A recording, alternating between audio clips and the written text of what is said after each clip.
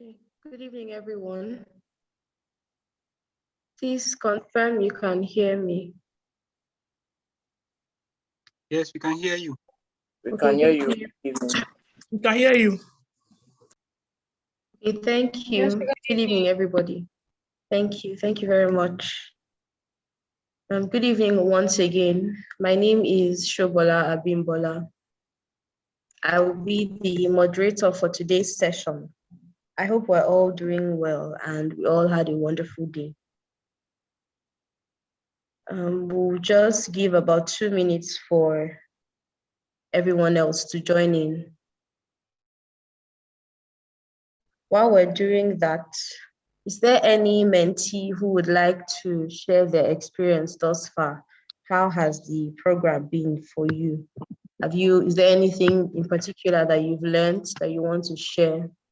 Anybody, please, you can just unmute your mics and tell us briefly how the mentorship program has been for you.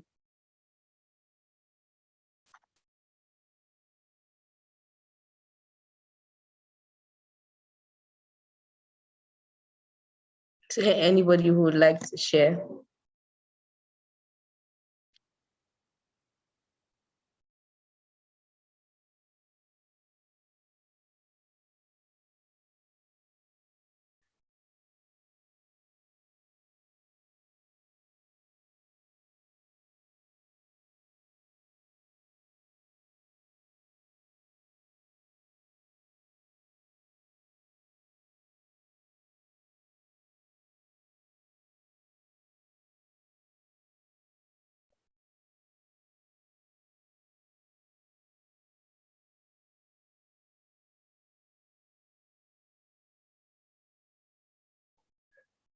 Nobody.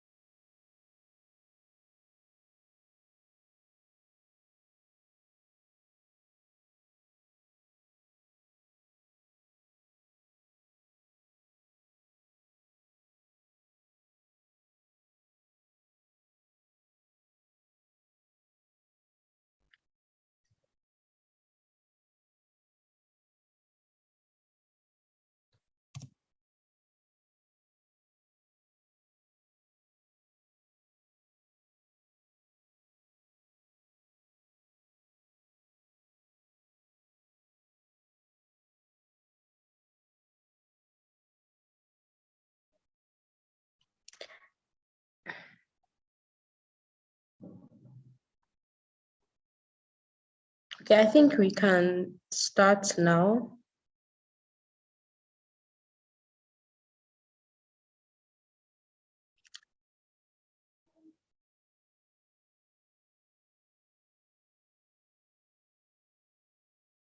Welcome once again, everyone, especially those that are just joining in on the call, on the Zoom meeting. Good evening. Please confirm that you can still hear me. We can hear you. Okay, thank you. So I will start by giving a brief introduction on what the program is about. Mr. Hussein, please can you share the screen? Share your screen.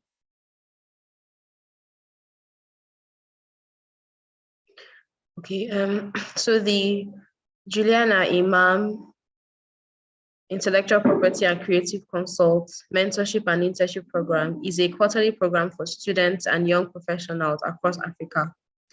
Mentees have the opportunity to access valuable advice, training, network, mentorship, internship, discussion forums, industry updates, and resource materials from experienced mentors. The program seeks to encourage continuous training, development, and evolution in Africa and around the world. You can also watch the videos from the mentorship sessions by searching for JIIPCC on YouTube and Facebook, hashtag JIIPCCMIP. So all the sessions are streamed, are live streamed, and you can access them on YouTube and Facebook. The objectives of the program are to A, provide easy access to quality professional guidance, training, and resource materials for students and young professionals in Africa. B, to facilitate dialogue and network among experienced and less experienced practitioners and stakeholders. C, to transform mentees into mentors and leaders for the next generation, and to facilitate further mentorship, internships, scholarships, and job placements for the mentees. So this is all Jiipcc is all about, to help young people who have interest in intellectual property gain insight.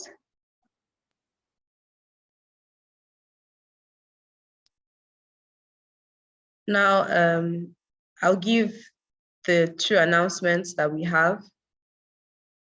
The first is that we should all remember, for the mentees on here, you have the opportunity of having 30 minutes one-on-one mentorship, 30 minutes one-on-one mentorship with your favorite Jiipcc mentor. Yes, 30 minutes one-on-one mentorship with your favorite Jiipcc mentor. So you can, if you are interested in this, you can send a private message to Mr. Hussein.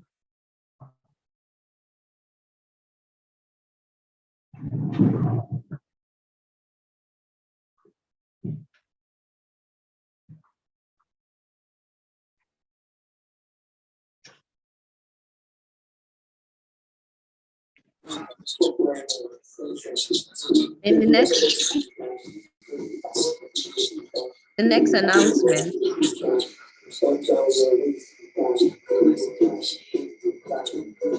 to register for the second quarter of the JIIPCC, please can we all mute ourselves? Please mute your mic so that the meeting will be less rowdy.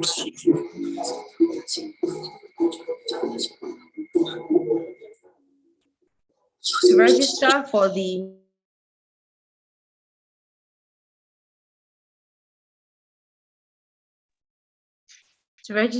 the next quarter of the Jiipcc Mentorship and Internship Program, registration is ongoing, and you can register. The program offers a range of courses: intellectual property, artificial intelligence and technology, the energy industry, fintech industry, health tech and law, patents drafting, blockchain, NFT, and metaverse. And it's for students and young professionals across Africa. Registration is ongoing, so you can share to your friends and to your colleagues who you think will be interested. You can register at www.jiipcc.com, or you call the phone number attached to this flyer to get more details.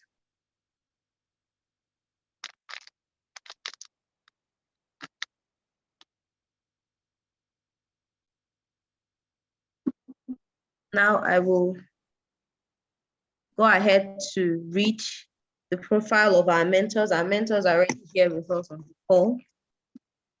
So I will go ahead to read their profiles, and then we'll be hearing from them shortly.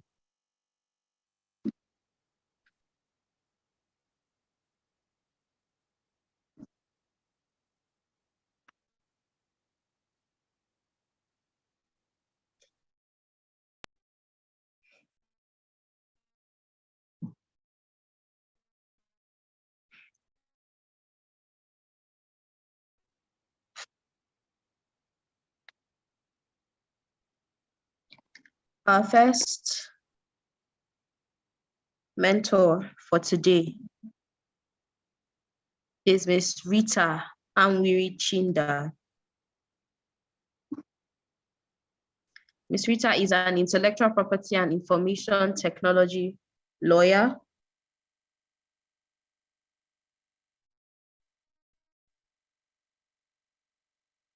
An information technology lawyer from Nigeria. In September 2021, she was listed as a leading Nigerian woman in business law by ESQ Legal Practice magazine.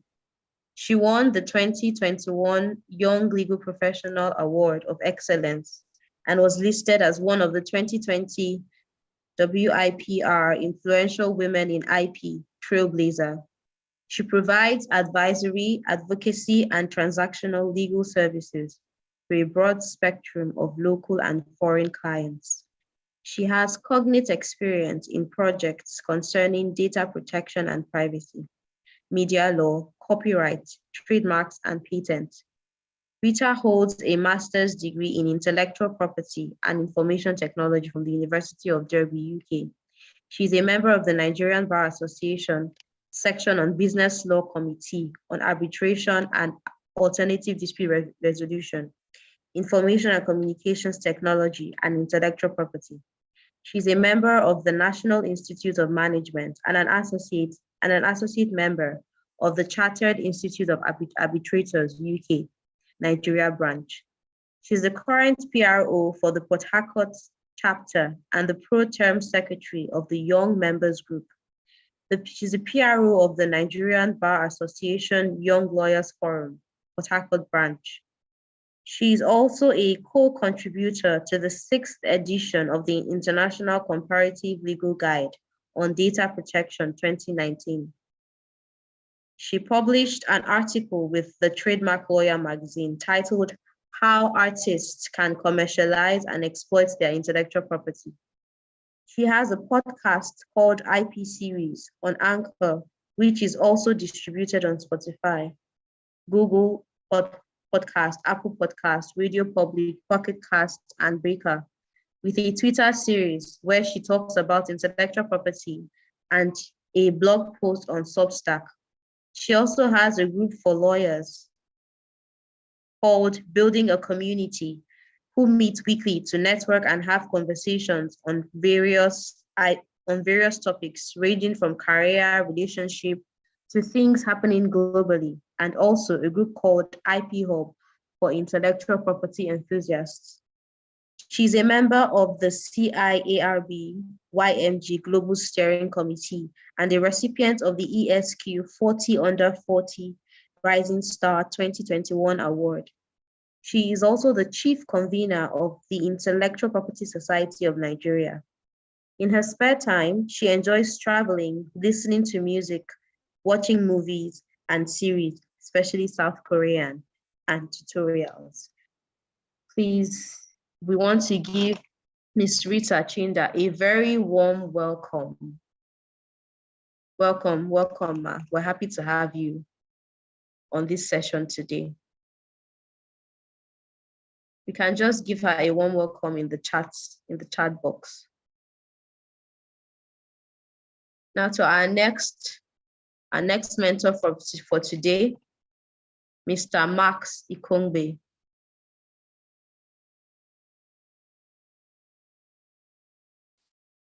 Mr. Max is the founder/principal of Everlaw Associates. He works extensively in the fields of arbitration, ICT technology law, and intellectual property. He is a facilitator on the annual Information Technology and the Law course of the Nigerian Institute of Advanced Legal Studies since 2016. He has trained in advanced intellectual property law courses at the World Intellectual Property Organization Academy, and he is an accredited agent of the Nigerian Trademark and Patents Registry and has conducted IP registration business there since 2010. We give a very warm welcome to Mr. Max Ikongbe. We're happy to have you on this call, sir, and we look forward to learning from you. Please let's all welcome him in the chat box.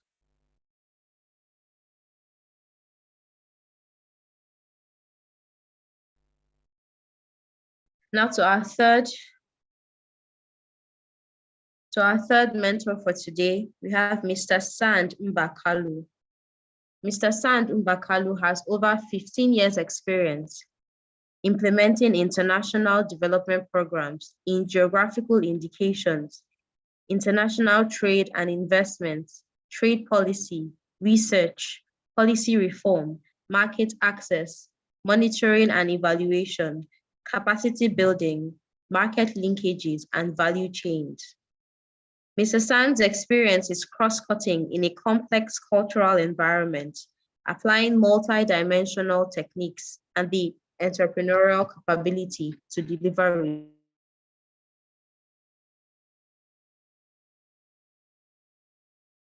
results. He is the lead technical consultant on Africa intellectual property and innovation projects in founded and funded programs supporting the Nigerian government to create enabling environment to protect and promote geographical indications in Nigeria. Mr. Sand is also leading the National Research Project funded by the French Development Agency to identify potential geographical indications products in Nigeria. He is the current Executive Director of Africa International Trade and Commerce Research, an international trade firm for the African market. Over the years, Mr. San and his team have been working on promoting and creating awareness of GIs in Nigeria. Some of the programs/projects on GIs that have been implemented include organizing the National Sustainable Development of Nigeria, geographical indications, stakeholder engagement, geographical indication, stakeholder dialogue, 2018. Theme, making Nigerian GI global, including the most recent event that was jointly hosted, a webinar series with the World Intellectual Property Organization on the importance of geographical indications to the sustainable development of Nigeria and many others. Mr. Sand is a current PhD student with the University of Cape Town, South Africa. He holds a master's degree in MSc Business and Management from the University of Portsmouth, UK, and a BA in International Trade from the University of Portsmouth, UK. He has a certificate in trade negotiations in an era of uncertainty from European University Institute, Italy, and many other professional capacity development certificates from WTO, UNTAD, and many other reputable institutions. We give a warm welcome to Mr. Sand Mbakalu. We're happy to have you on this call, sir, and we are really anxious and we look forward to hearing from you. At this juncture, we welcome Mr. Sand Mbakalu as our first mentor to take us on his topic.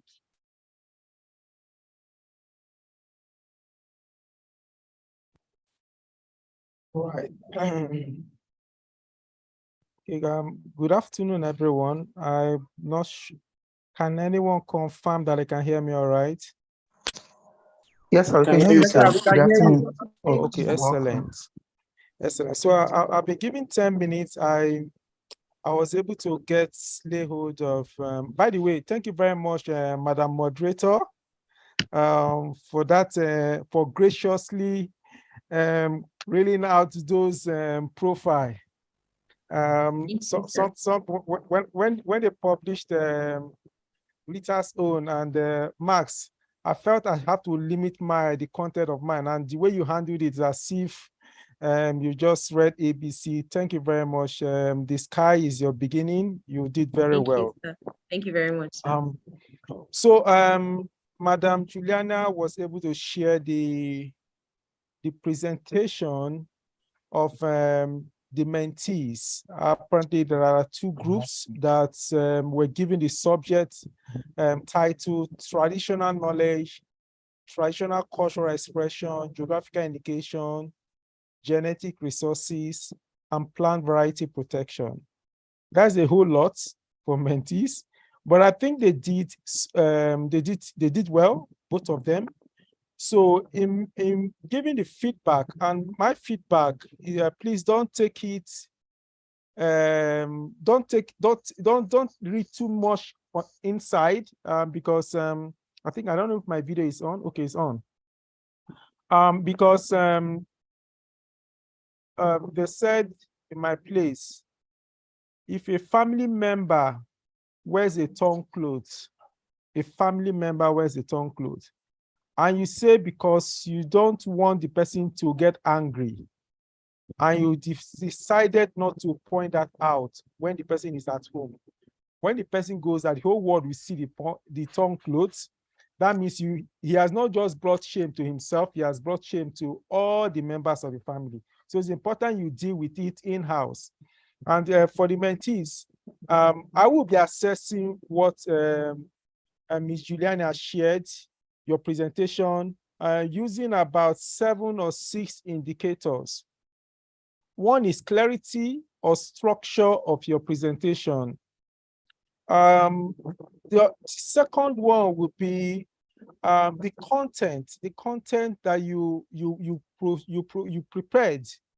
How did it discuss? How did you analyze the topic that was given to you?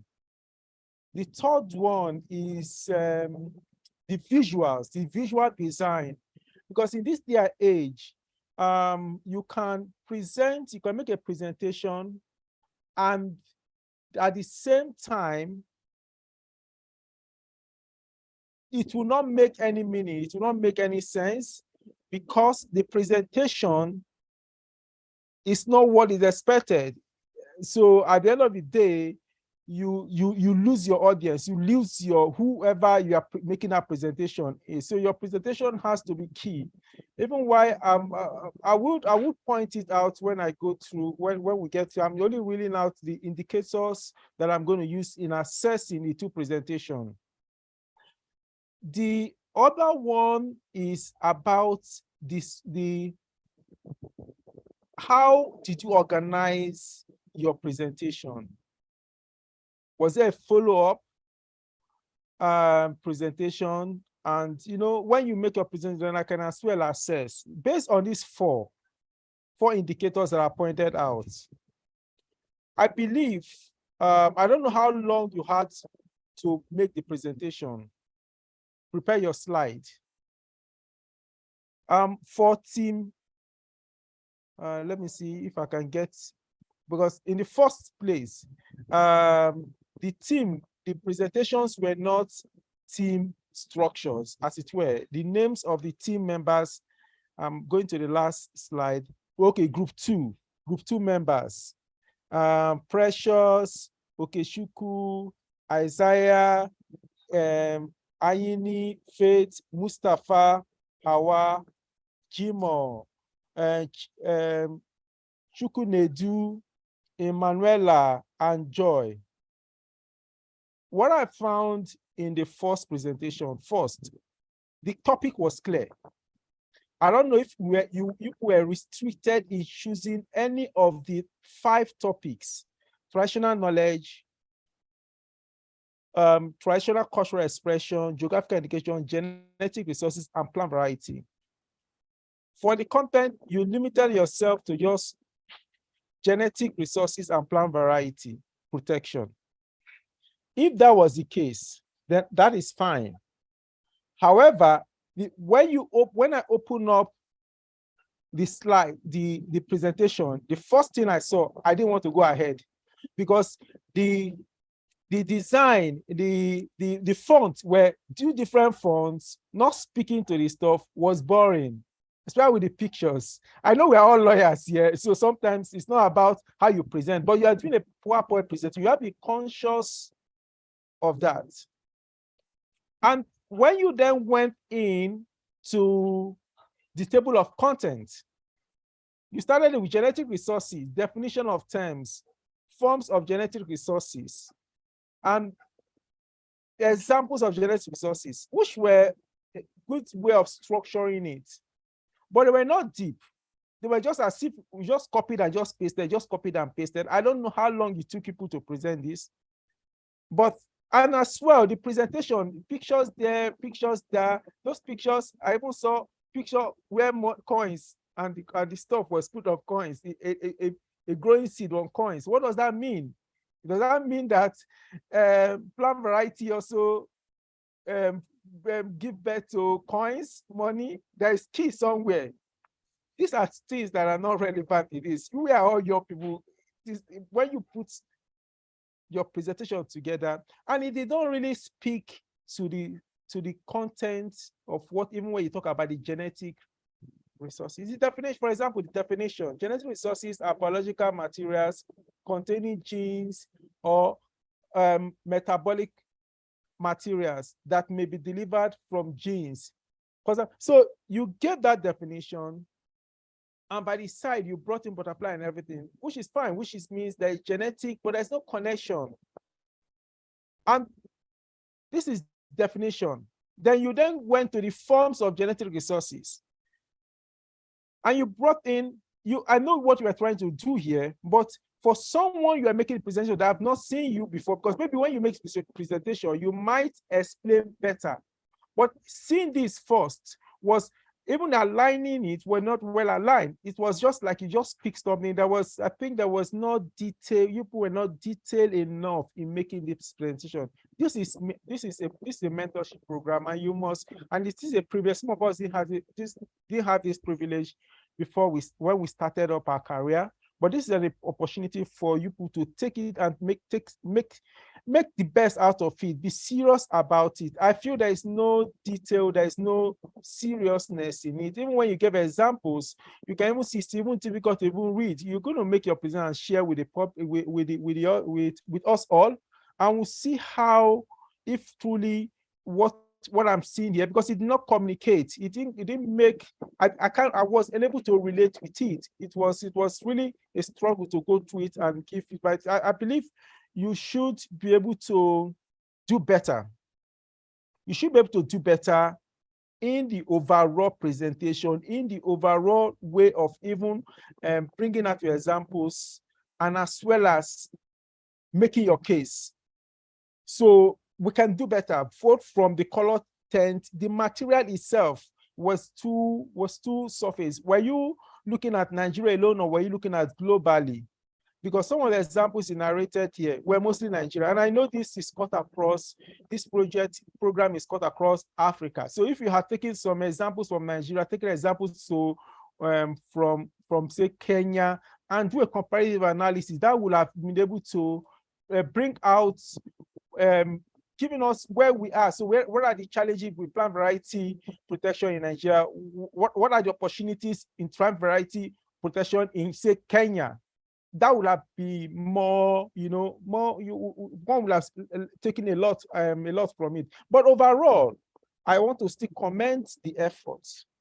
The effort in the area where you took out time, I believe there's a lot of effort that was put in terms of pointing out the relationship, how WIPO help and support genetic resources and plant variety. And again, when you take these resources, always endeavor to make reference to where you took resources from. For me, as someone that works in research, I always want to know, where is the source of this material? Is it what you took from? So like I know, even verify and learn more. Outside, with all the presentations, there is no reference at all, not one reference to where you got the materials from. But because I have limited time, I think we can still engage further on this. There was a whole lot people spoke on, even while you just focus on two aspects and not, you didn't say anything about geographical indication in the entire work. So I'm talking about group 2, no mention.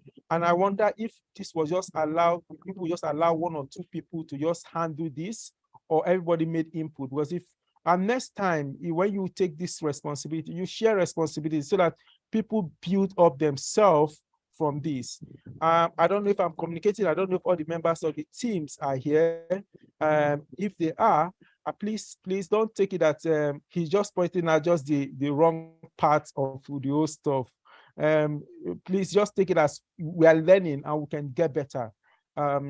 I think if I have to assess, but it's not my place to assess and give a percentage mark, what you got wrong, what you got right. or give 20% or 30%. But I think there is room for improvement. I would recommend that you go back, we do this presentation, we do this work. From there, you can be able to speak more. Maybe when you make your presentation, I might change my, I might have a different view, but looking at this first, as someone that has not heard from you people, I believe there's enough work. You will have to work more on this. That is for group 2, right? For the other group, I think it's group 1 now, group 1. The same topic, a little bit of content design, the structure, a little bit fine. But then the topic is discuss traditional knowledge, traditional cultural expressions, and geographical indications. Now, these are 3 things, and the 3 were dealt with. So in presentation, we are Africans are pattern people, we are pattern people, which is part of our traditional cultural expression. The pattern you used is okay. It makes it look so. This is Africa. This is, you want to speak to the issue. But then I opened the first slide, introduction. There is nothing in introduction. I just said introduction. Maybe it was missing or stuff. There is no introduction. So I didn't know. So I went to, maybe the introduction was just there and the real content was the second slide, which is traditional knowledge. Again, basic definition, which is fine. So I can pick this up and understand what traditional knowledge is and see that is a practice that are developed and sustained and passed for generation. Fine. So I can learn this. Now, if I don't know what traditional knowledge is, I can just pick it up and I just get it. You understand? So now the features of traditional knowledge, then there is basic stuff that were pointed out, which also appeals, which also speaks to the topic of presentation. So we then went into the third slide, examples of traditional knowledge. Here again, focus was just on Nigeria. Igbo use bitter kola, a seed, which gives an idea of what traditional knowledge is from the Igbo context.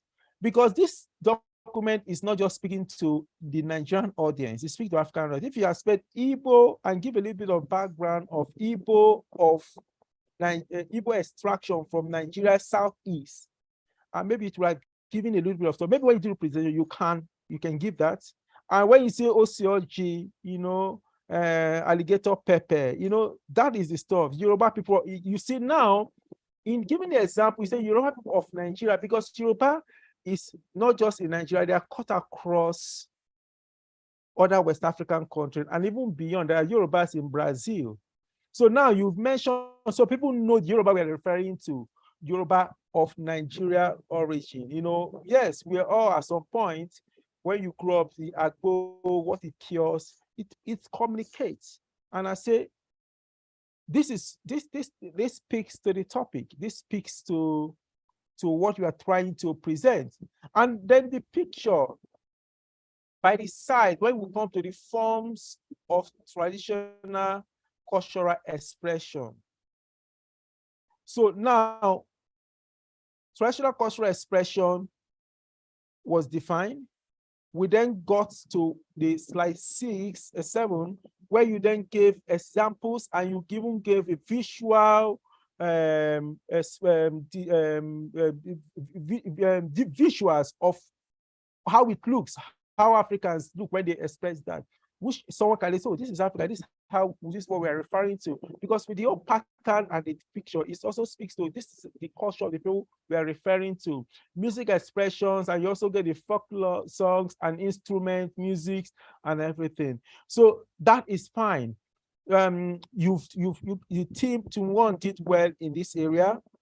So then the team they went into intellectual property, TK and TCE, where areas we can find these. So we can find in copyright, we can find in trademark, in patent, in trade secrets, and geographical indication. So this is where you can extract this from. But after that, we then give approach of protection, positive and defensive. Speaks to the issue. But at the same time, while you speak to the issue, the examples were still, the defense that you still use was more of, okay, this is granted to the right of the empower the community to protect that. How do they go about it? How do they go about it? If you are also talking, since we are basing it on this, on Nigeria, if you have also, although there is a place you also give the relevant laws that protect TK and TCEs in Nigeria and where it is. But the process of doing that, I didn't see it. I didn't see the ownership. Now we talk about the ownership, the holders. It speaks to the topic. It speaks to the topic. So I would say, well done. So now we then went to geographical indication itself. The presentation here is also like rush. The sign that was used is that I believe is Indian sign for GI. The presenters, I believe is Indian signs of GI. It's not, I believe, I didn't check, but I believe it's Indian signs of. How about if you had used a sign from Africa and just also reference it a little bit? That also helps. But this was not done. So I appreciate the aspect of you give examples of general benefits of geographical indication, increases tourism, promote products commercially, prevent unauthorized use of GI tags. Is it the authorized of GI product itself or the tag? These are two different things. Unauthorized use of the tag is like a product that's already gotten a GI, then talking about a tag. Enhance economic growth. So you were able to make reference to GI. So, and as well, when you then gave examples of GI, you gave the products, but most of them were mostly from outside Africa. We know we don't have any in Nigeria here, but there are potentials for basmati rice, agricultural products, to Tangerine tea. Which one is Nigeria? Which one is Africa, rather? You understand? So we're speaking to Africa, we speak to African continent. We have a lot of success stories in Africa. So if you also made reference to the correct continental framework on GI, that also would have also helped. Enforceability, that is fine. You also make mention to the general international multilateral conventions that help protect GI. And the group one, talking about the difference between trademark and geographical indication, gave a classical example. Which one? I read it and I felt there is a lot of teamwork that went into it in getting that in. Then it came to the conclusion. There is no conclusion at all. So there is no introduction. There is no conclusion. There is no recommendation. So I believe we can do more. We can get more. We all sometimes run into this challenge of wanting to get things done, especially when it comes to teamwork. You're expecting the other person to do his own, and he's not doing it. And at the end of the day, the other person that did it, there is no connection. This is an opportunity we have. Let's make efforts in ensuring that we improve and take something out of it. Overall, I want to commend the two groups, Group 2 and Group 1, for the effort so far, but there's an opportunity for improvement. Thank you very much, Madam Moderator. I hope I'm stayed within my 10-minute or 5-minute time. And I hope, because when you criticize others, you also have to caution yourself that you are within time.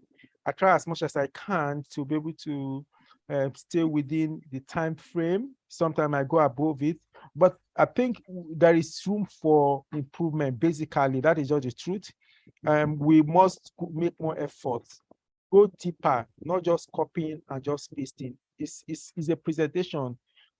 Thank you very much for the opportunity and to share my thoughts based on the 4 indicators that I used. I used why I assess to people on the content, the design, the structure, and as well as the relevance of what you put together to be able to based on the topic of your presentation.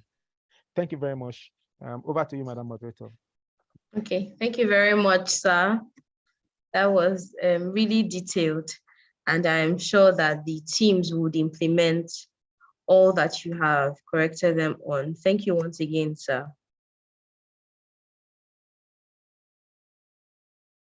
Now we'll call our next mentor on the program for today, Miss Rita Amwirichinda. You have the floor, ma'am. Please, ma'am, you have 10 minutes to give your talk on the topic. You're welcome, ma'am. Miss Rita.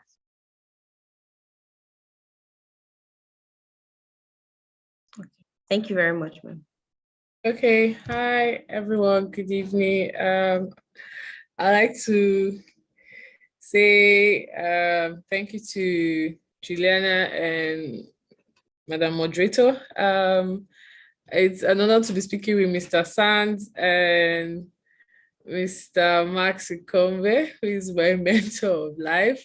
And I think I'm going to align myself with Mr. Sands' assessment as to the presentation. Because I also had a bit of difficulty when I was reading group 2.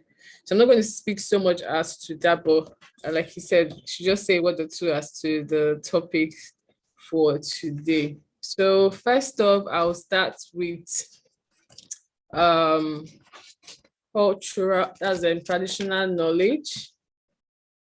But before that, I want to say that the topics for me, basically, I consider them to be like very unpopular types of IP, because within this region, I think you barely find people talking about it or having conversations, or we not having the laws. But then you with people like Mr. Sand, who are doing a good job trying to create awareness on GI, and you know, Max as well, trying to sensitize the public as to the other types of IPs out there. So like I said, I was going to talk about traditional knowledge, which to my understanding is rooted to indigenous lifestyle, relationship, which are valuable to the society, because I believe we are all Africans here, and we all come from different parts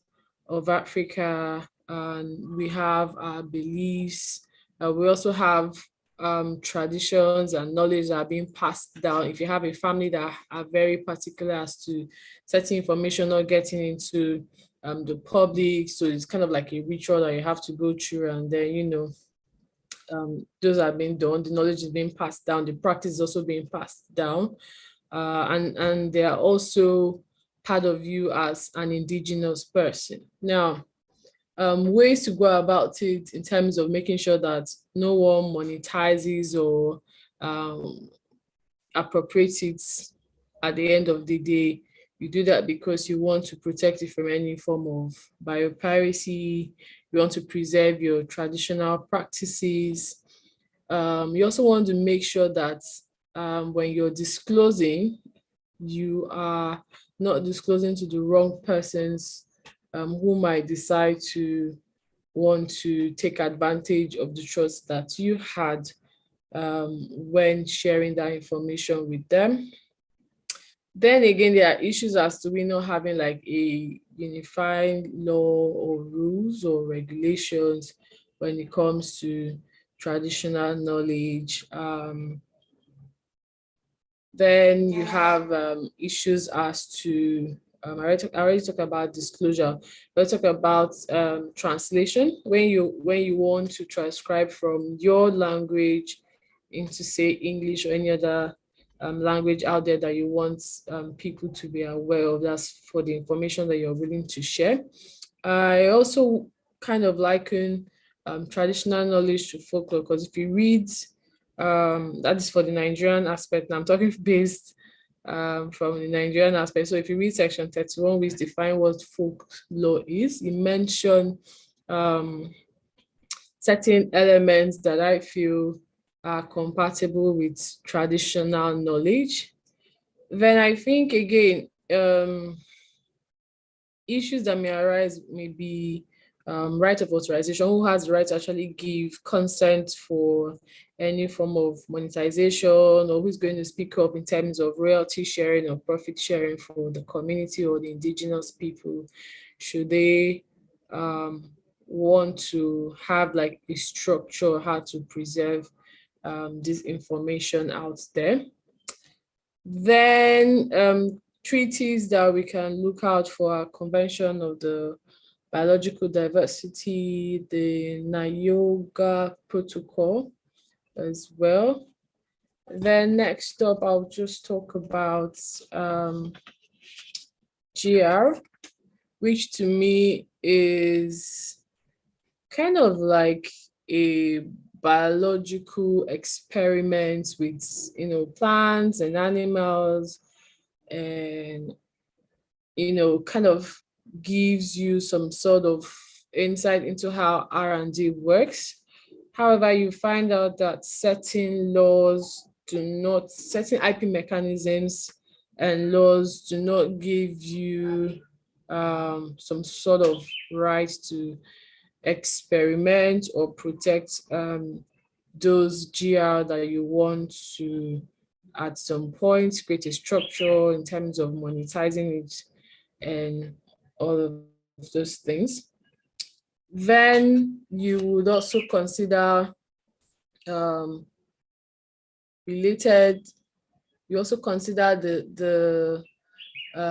transition into using emerging frontiers. What will happen to those datas that people already have? So the physical rights that you have from producing or making the GR. Please, you guys understand when I'm using the short words? Do you guys understand what I mean? Let me know so I don't keep mentioning GR and I'm just talking. Yes, please, you understand, Jared. We are making indication. You understand, man? No. Oh, genetic, yes, genetic resource. So I know I did come across a video, I think was it last month, I think it went viral, where they're like looking at the future now, where you don't have to man and woman don't have to meet, you're going to create kids. And that's another way you find out that genetic resources or GR are being experimented, where you want to preserve certain DNAs from either the plant or the animal or whatever it is. But then I think these are not applied to human. So, because it's kind of like a sensitive conversation when you're having to talk about preserving certain genes. But then you can also liken preservation of genes rather when you're dealing or talking about plant varieties, where you're experimenting and trying to create new varieties of species out there. But you have to make sure that they meet the requirements, the basic requirements of that IP system. So there was a case that I was taught during my master's. It's about, I think it's the red bean case. But so there are two separate cases, the red bean case, and then there's the farmers fight, where two farmers who share the fence, one of the crops, pollinated to the other side, and then they were arguing as to who owns the new species that was created and all that. Then you have the green, I think it's the green bean case or the red bean case, I can't remember now.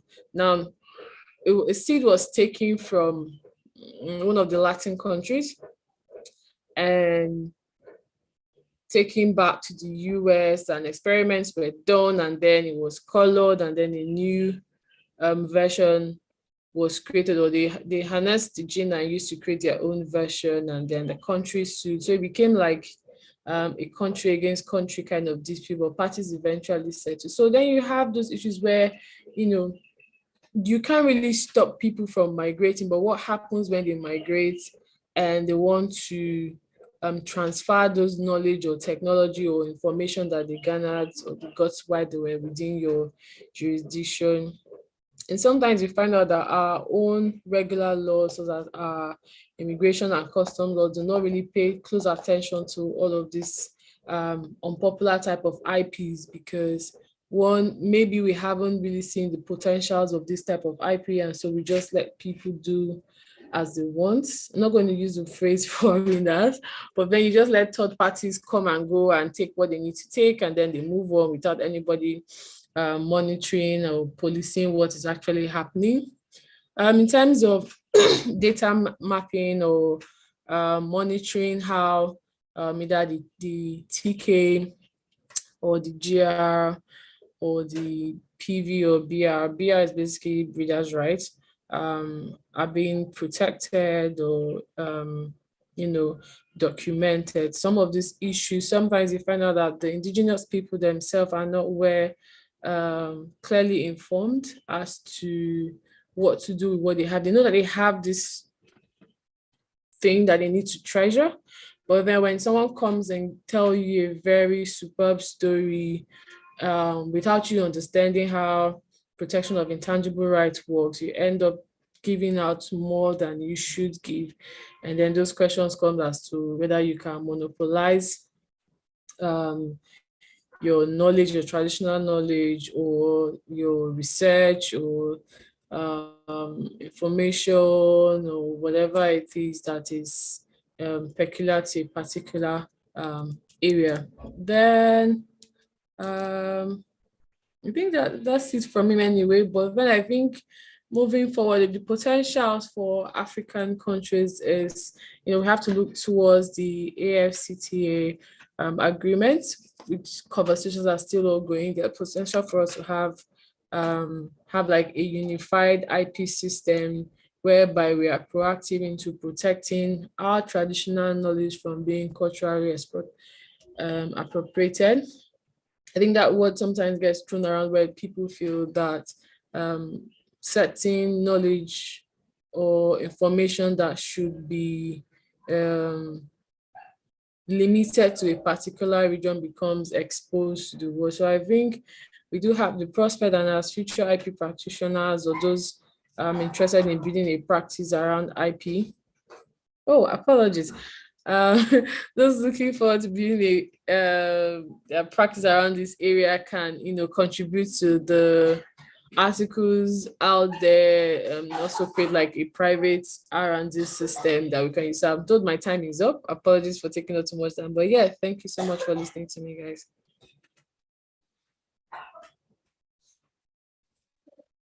Thank you very much, Ms. Rita, for that. That was very insightful and eye-opening. Thank you very much. Now we'll call on our last mentor for today, Mr. Max Ikombe. Mr. Max, please, you have 10 minutes to give your talk on the topic for today. You're very welcome, sir. Thank you very much, Shobola. And of course, let me start by thanking Juliana Imam who put this together. I mean, I've always enjoyed coming on this mentorship program. And I also thank the organizers particularly for putting me together at such a high-powered panel, Mr. Sand, who of course is a titan in the policy, in the IP policy space, doing a lot to push Nigeria to align with global best IP policies. And of course, to Rita, who would always deceive people by telling people I'm her mentor, whereas it's the other way around. I mean, Rita is doing a phenomenal job. I believe most of you are following her on LinkedIn and on other social media platforms. She has, I mean, somebody was speaking about her just today, that if there's anything that happens in the IP space, just wait to get Rita's take on it. She's going to put up a blog post or do a proper podcast and discuss it. And I think it's so wonderful, the work she's been doing. Like I tell people, why I say Rita is my mentor and why it's true is that there was a time where I kind of lost interest. I was beginning to lose interest in IP when I met Rita, maybe around 2015, 2016. But she kind of encouraged me and made me sustain my interest, because at a point, I'm a practitioner. So for me, it's really what I do and the money it brings to my practice. So at the point, IP wasn't paying off. I'd done a lot studying IP, marketing myself as an IP lawyer, but briefs were not just coming. There wasn't real money coming, with a few registrations here and there, but there was no tangible returns on my investment in the IP space. So I was almost getting fed up and just saying, look, this IP thing I won't do anymore. But somehow meeting Rita, her passion and the kind of work she was doing kept me engaged. And thank God now IP gradually is becoming one of my major revenue earners in my law firm. So that is why I say Rita is my mentor, and that is why you must believe me when I say that. So I won't take too much time. I mean, Mr. Sand has done a great job reviewing the presentations already. Rita has also given some perspective. So I just add a few words here and there to ensure that we can allow the groups do their presentation, and then of course we comment some more on the presentation at the end. So the first thing I would note about the topics today is that these are very advanced, levels of IP. Traditional knowledge, traditional cultural expressions, GI, genetic resources, plant variety protection. These are high-level GI issues, and I'm happy that the mentorship program is exposing you to them at this early stage, because part of the challenge that's happened, just like I'll share my story, is that a lot of us IP practitioners started IP just from the viewpoint of, I want IP that is going to bring money to me as a person. So we came into IP with that very narrow interest-based focus, forgetting that, IP is actually more of a societal thing. IP is something that if we tackle the policy part properly while we tackle the practice part, the policy part is going to make the IP practice become robust enough that it, is able to yield more income for us, rather than just focusing only on, how IP can bring money to my practice as a person. So I'm happy that this early in your mentorship program, you are getting introduced to these very high-level topics.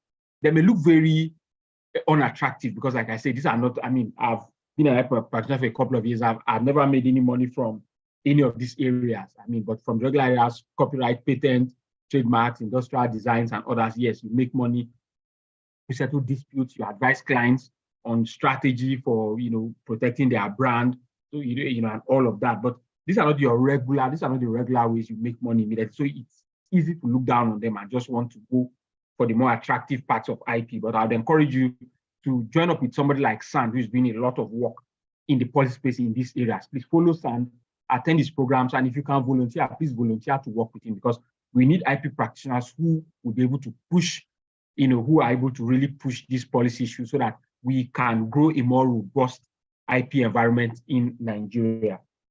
My next point also, will just be to mention that when you look at these topics, you are talking about public policy issues of IP that are beyond just, benefiting any one or two persons. These are things that can radically turn the course of Africa's economic fortunes. And why do I say that?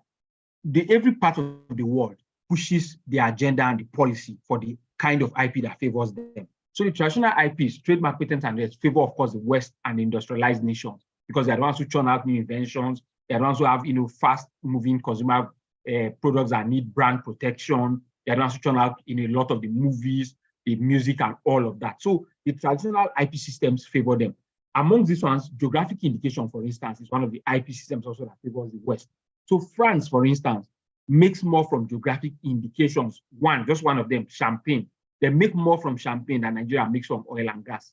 So you can imagine that's sustainable money. It's not like oil and gas that is polluting the environment, creating problems at all. These guys are making a killing just from one geographical indication, champagne alone. We don't want to go into all the others, Italy and cheese and all of that. There's so much they are making from that. And that is why they have pushed so much that GIs is recognized in, for instance, the TRIPS agreement. For those of you who are familiar, TRIPS agreement is the trade-related aspects of intellectual property. It's an international convention ratified and, of course, managed by the World Trade Organization. And it has so much that it has influenced. Almost every country in the world is signing the TRIPS agreement. And one of the things codified in TRIPS agreement is that geographic indications has a special right of place, particularly for, for beverages, which includes champagne and wine from France. So you can see how they have pushed that agenda to ensure that there's maximum protection for their own GI. But on the other side, Africa should be looking at, IP rights like TK, traditional knowledge, TCE, traditional cultural expression, because these are some of the things that we have an advantage over. Most of the other parts of the world, apart from Asia, who still maintain their cultural practices so well and their cultural knowledge, we have an advantage in that area because we still have, a lot of TCEs and TKs that is beneficial.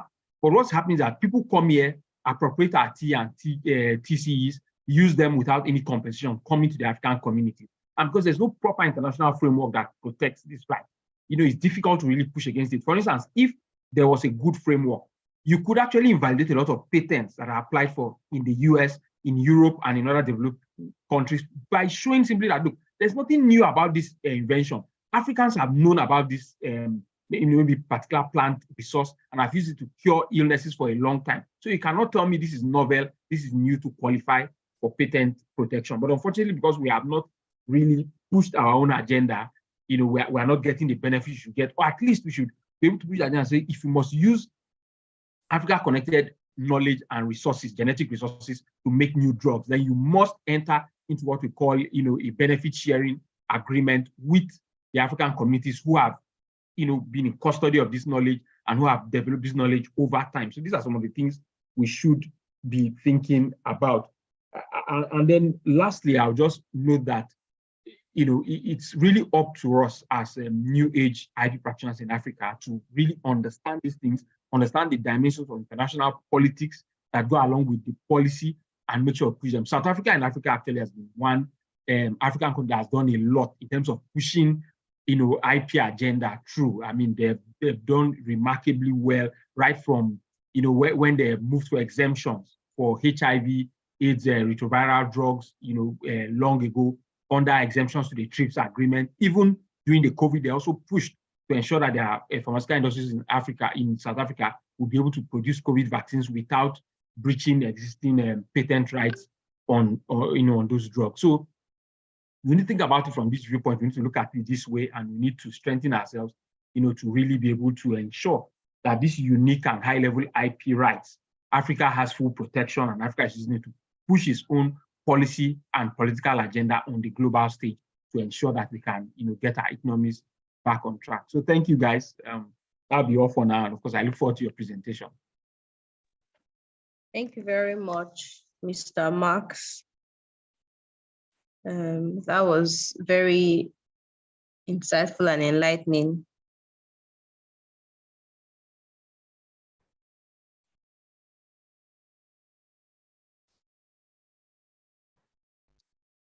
Now, very quickly, before we go to the presentations from the mentees, let's all turn on our videos so we can take the group picture.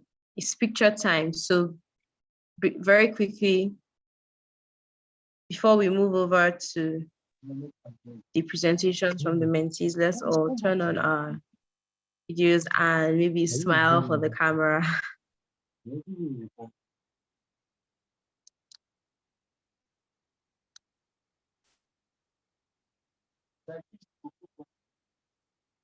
Okay.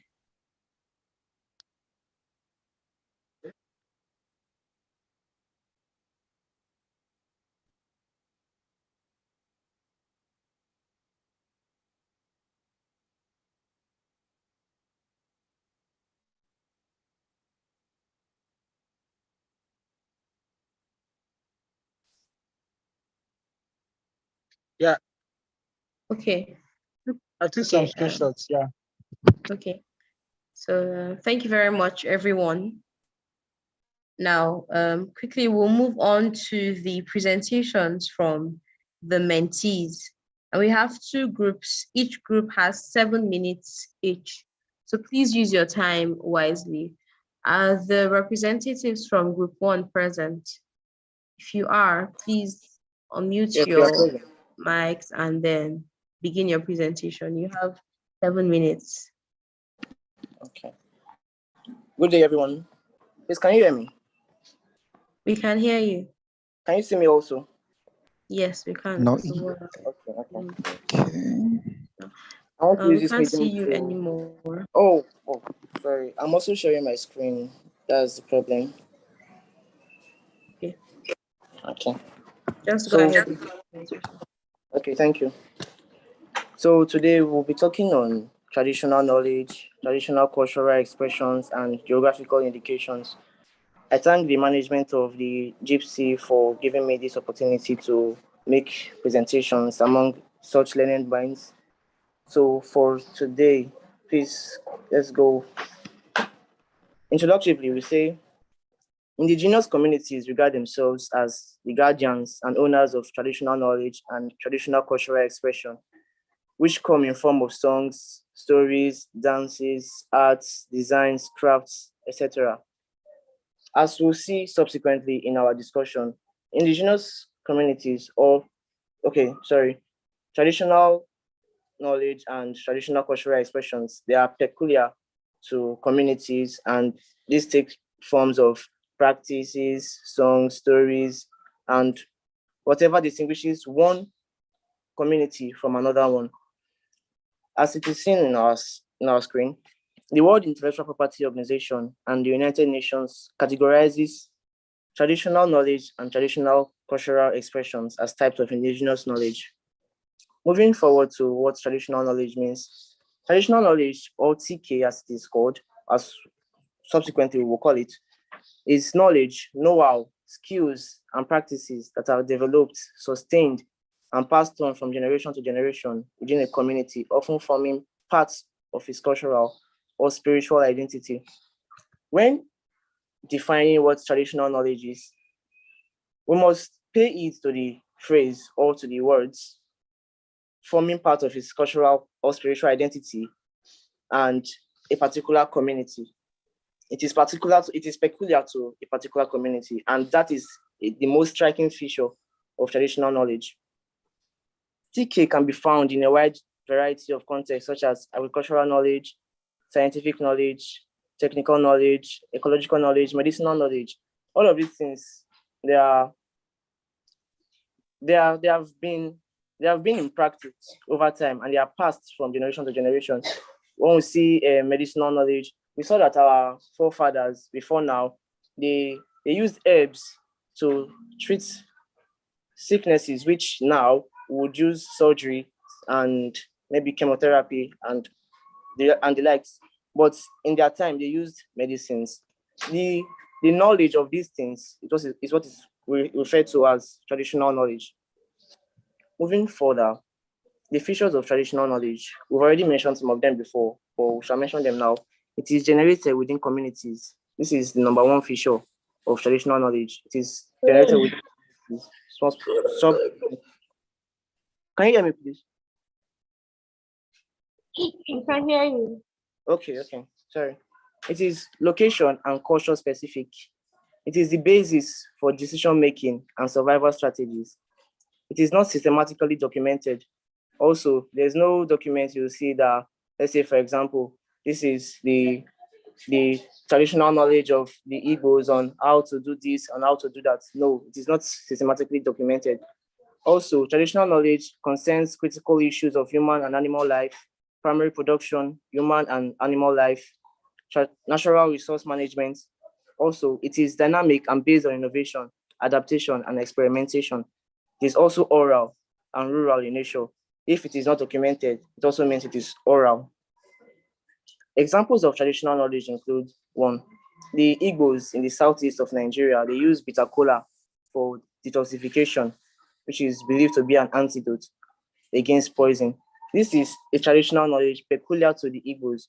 Before this presentation, I never knew Igbos use this for detoxification.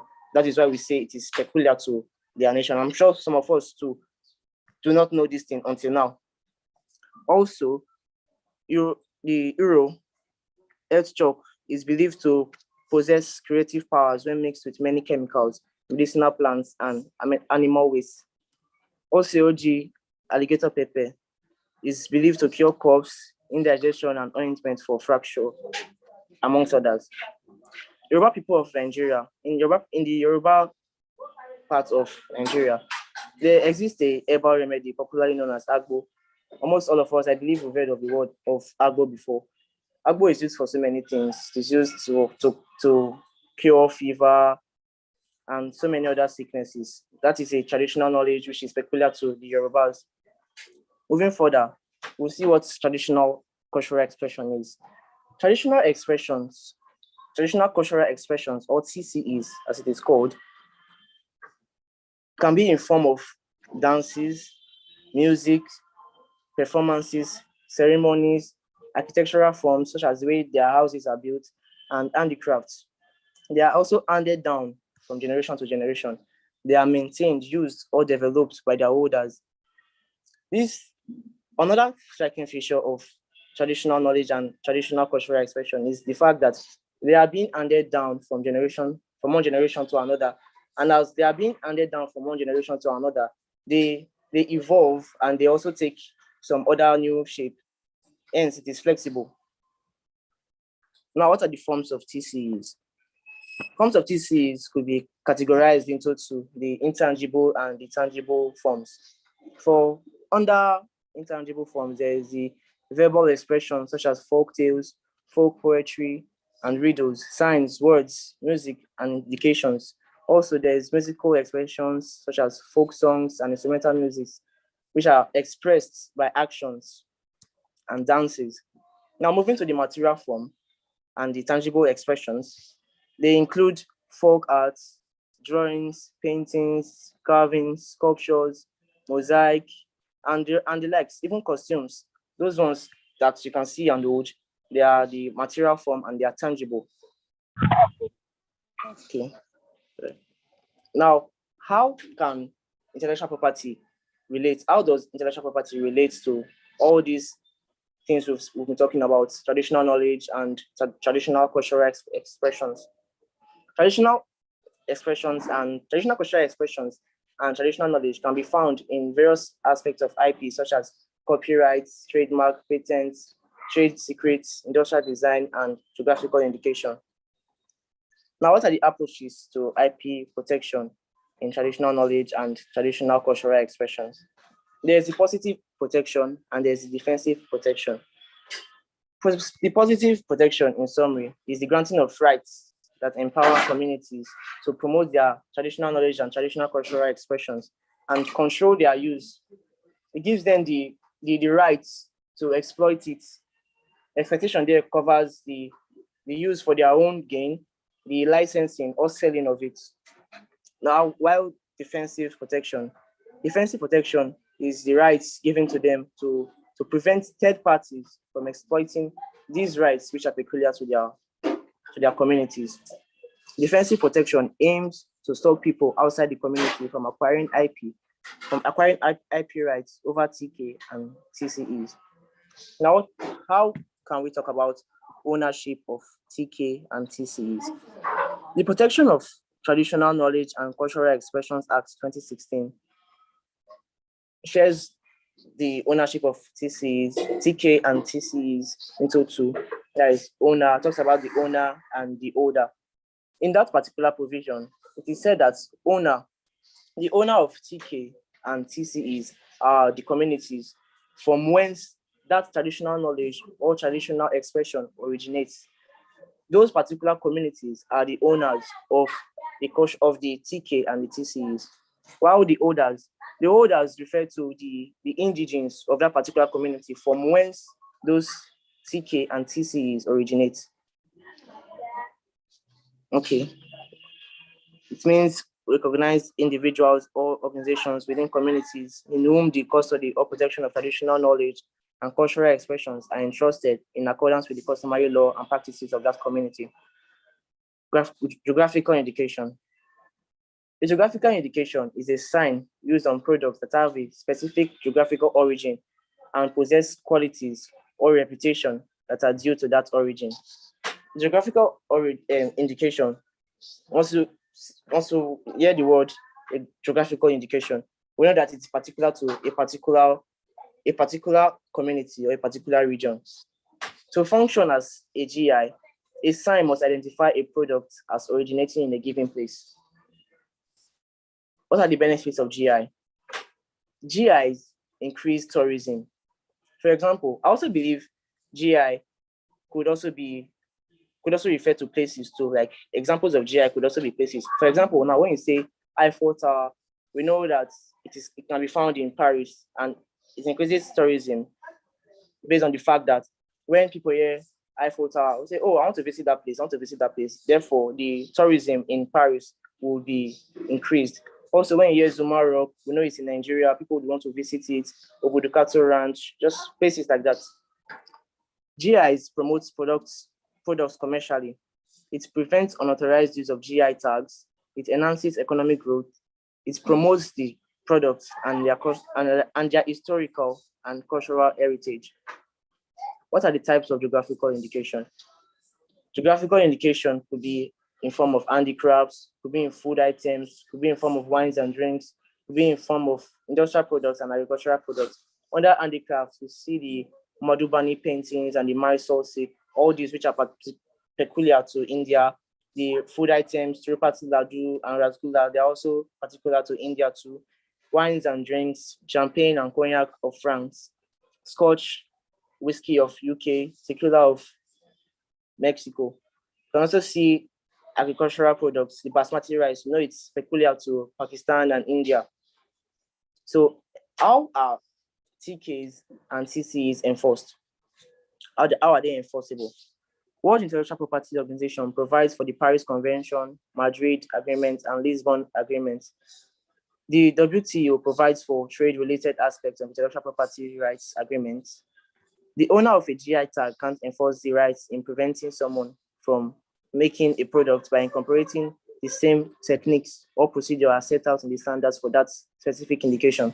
And lastly, geographical indication protection provides a right over the sign that constitutes the indication.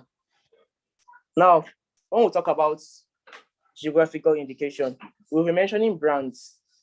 And once we mention brands, that automatically takes our mind to trademarks. But are geographical indications trademarks? No, they are not. Therefore, we shall see the difference between trademark and geographical indication. First on the list, there is trademark provides protection to the owner by preserving the exclusive rights or the proprietor to use it to identify goods or services, to authorize another from using it, or to authorize another to use it in return for payment. Now, trademark gives a sole owner the right to sell it or to license it or to use it for himself. It gives that particular right to one sole owner, while geographical indications is enjoyed by all traders from a particular geographical location, while trademark is being enjoyed by a sole owner. GIs are being enjoyed by all traders that are from a particular region. Trademarks personalize and identify products and services from a specific manufacturer, producer, or service provider in order to differentiate such goods and services from competing goods and services. What this means is that trademarks is used to differentiate one goods from other goods that are competitors. And while this is being said about trademarks, GIs, on the other hand, do not identify a single producer or manufacturer, but rather a place of origin. Also, trademark is linked to human creativity, and such creativity is capable of generating an original and novel sign or expression, while geographical indications, on the other hand, are linked to topography, climate, or other factors independently from human creativity. Unlike a trademark, where there is a single person or entity entitled to use the marks, all producers belonging to the region or locality where the geographical indication emanates are entitled to use it. This is like the first or the second point which we enumerated above. Then trademarks are freely transferable, while geographical indications are not freely transferable. As a user must establish the appropriate association with the geographical region and must comply with the production practices of that region to be entitled to their use. While trademarks are owned by a sole owner and they can use it anytime you like, geographical indications cannot just be used by anybody. You must show that you are an indigene or you're a citizen of that particular region from whence that traditional knowledge or traditional cultural expression originates. Conclusively, intellectual property aims at the protection of the established reputation, distinctiveness, and goodwill, such as may be enjoyed by the Nigerian traditional communities. Existing intellectual property laws, which have been successfully used to protect against some form of misuse and misappropriation of indigenous knowledge, including the laws of patents, trademarks, geographical indications, industrial designs, unfair competition, and trade secrets or confidential information, should be reviewed, examined, and amended in order to foster national consciousness in the indigenous people. This is the size of our presentation today. Thank you for listening. Thank you very much, Group 1, for that presentation. We'll move on quickly to the presentation from Group 2. Please, I would enjoin us to keep to time. Your time is 7 minutes. You do not have to read out everything from your slides. Just give a summary, a succinct summary. So Group 2, whoever is representing. Good afternoon, everybody. Can you guys hear me? Good afternoon, we can hear you. Okay. We'll be talking about the genetic resources and plant variety protection. Okay, I'm trying to share my screen.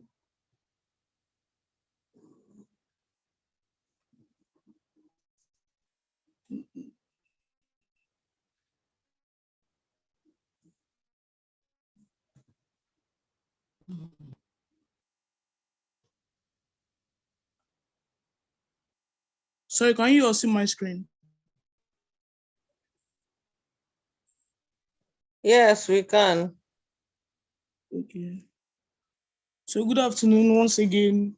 We'll be talking on sources and plant protection. So we'll start with the definition of the terms, that is genetic resources.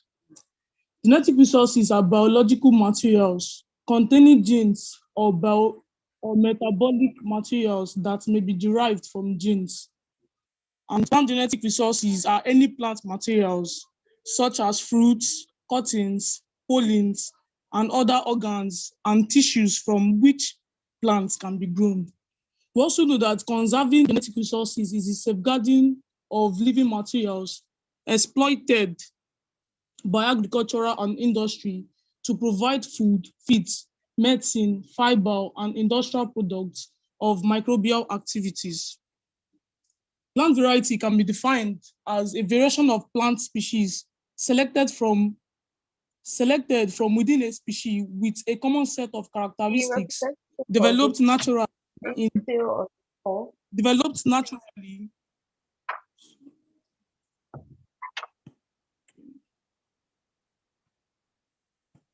Can you see my screen?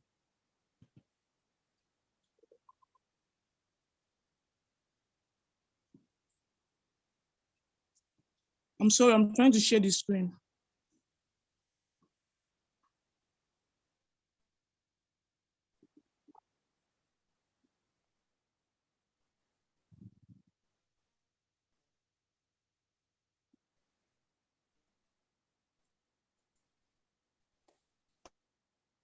Okay.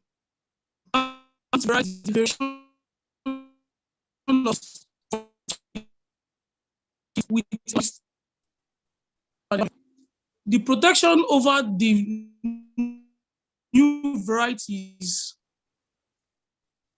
Okay. The protection over the new varieties given to plant breeders for the action. So we are going to the forms of genetic resources, plant varieties, securities, and agriculture. Medicinal plants for new pharmaceuticals, cultivars, plants created by man resources, hybrids, mixture of two species to create one, and subspecies of plants and animal varieties. So the examples of genetic resources and plant variety and plant varieties includes the following: microorganisms, plant varieties, animal breeds, genetic sequences, nucleotide, amino acid sequence information, traits, molecular events, plasmid, and vectors. So we're going to the genetic and other biological resources constitute unique subject matter for intellectual property protection, since the IP systems began to protect innovation in modern life sciences as early as the mid-70s. The IP issues surrounding this are usually at sources cut across a number of branches of intellectual property law and practices such as biotech or plant patents, registered marks, trademarks and trade secrets, plant breeders' rights, marketing authorization, other branches of law such as conservation. So we're going to is an in 2021 in Nigeria. It is a legal designation designed to protect plant breeders. It is a form of intellectual property protection law that helps encourage plant breeders and plant enthusiasts by granting them an intellectual property right over planting materials. So this Plant Variety Protection Act is just an act put in place by the National Assembly to protect the planting materials of plant breeders and plant enthusiasts. So here we have Plant Variety Protection, PVP, grants exclusive rights to plant breeders over their new and distinct plant varieties. In Nigeria, the system is guided by the Plant Variety Protection Act 2021, that is abbreviated as PVPA. The act was signed into law on the 24th day of June 2021. It also provides for the legal protection for new and distinct plant varieties produced, developed, and discovered in Nigeria. Emphasis on produced, developed, and discovered in Nigeria. So what this PVPA is trying to protect are those plant varieties that were produced, developed, and discovered in Nigeria. So we're going to the examples of plant varieties protection, which includes PVP for maize. A hybrid maize variety called SAMMAS 52 was granted PVP in 2019. It was developed by the Institute for Agricultural Research in ABU Zaria, Nigeria. We also have PVP for rice, which was granted to two rice varieties called Arrow 51H and Arrow 30H, developed by the Africa Rice Center in collaboration with the National Series Research Institute in Badagry, Nigeria. We also have PVP for tomato. The NASC granted this to a new variety called Nasport 15 in 2020, which was developed by NIHOT in Ibadan, Nigeria. And lastly, we have PVP for cowpea, which was granted in 2021. It is a variety called SAM P17T, developed by the IAR in ABU Zaria, Nigeria. So these are examples of plant varieties that the PVPA has protected and granted the plant breeders exclusive rights or patents over these varieties of plants. So lastly, we'll be looking at the last slide. So it should, however, be noted that the granting of IPRs, especially patent genetic resources, has been under discussion at the World Intellectual Property Organization, WIPO. So we all know that the world is developing, like the 18th century is not what we are having or seeing now in the 20th century. So this the WIPO is just trying to put in laws that can protect plant breeders and their new plant varieties.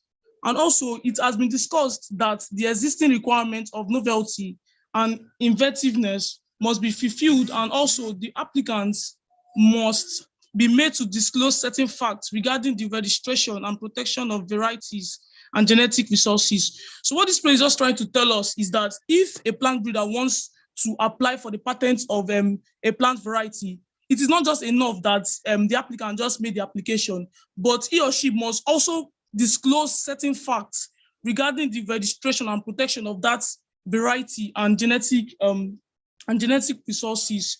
So in conclusion, we can see that genetic resources are just mainly materials from genes. And we all know that fruits, cuttings, pollen, and all other materials like that, we can find genes in those kind of material. So this genetic resources just trying to like protect the genes or that are being found in fruits and the rest of them. While the PVPA, that is the Plant Variety Protection Act, is just a law which was set in place in 2021 for the protection of plants, varieties of plants that are not peculiar to the environment,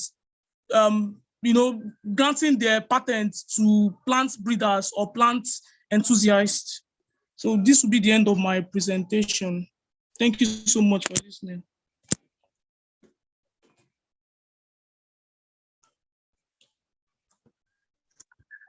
Okay, thank you very much, Group 2. Thank you very much, Group 2, for your presentation. Now, very quickly, we'll be hearing again from our mentors for today. I will call on Mr. Sand to please briefly add some more things on our topic for today.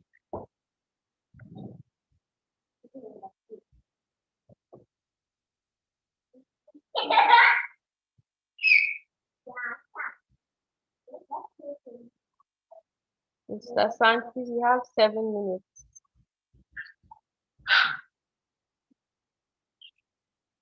So I'm sorry I missed bring it.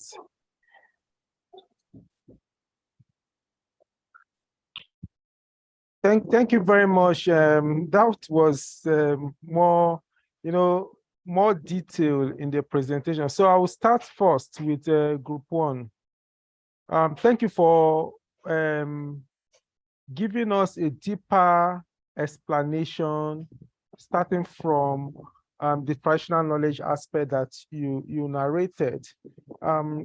As Max, I also want to let me also commend Max and Rita for their own opening remark and giving the mentee. I hope they are taking notes of what the two mentors have, the views they've expressed, because they are really key as we make progress in our career.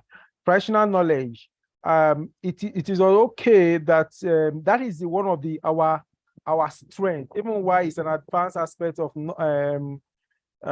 intellectual property. And I would encourage the mentees to take it up. It is advanced because it's complex. There is not a lot of, if we talk about copyright, patent, people have written a lot about it, but few people have really talking about and documented the aspect of our traditional knowledge and our traditional cultural expression. Is very few. I will encourage more people to discuss this with our local area. Let's start with our community. What is it that they are uniquely known to us? What is those processes that we have known growing up? Can we document it and publish it online? That would help in a way of promoting our culture.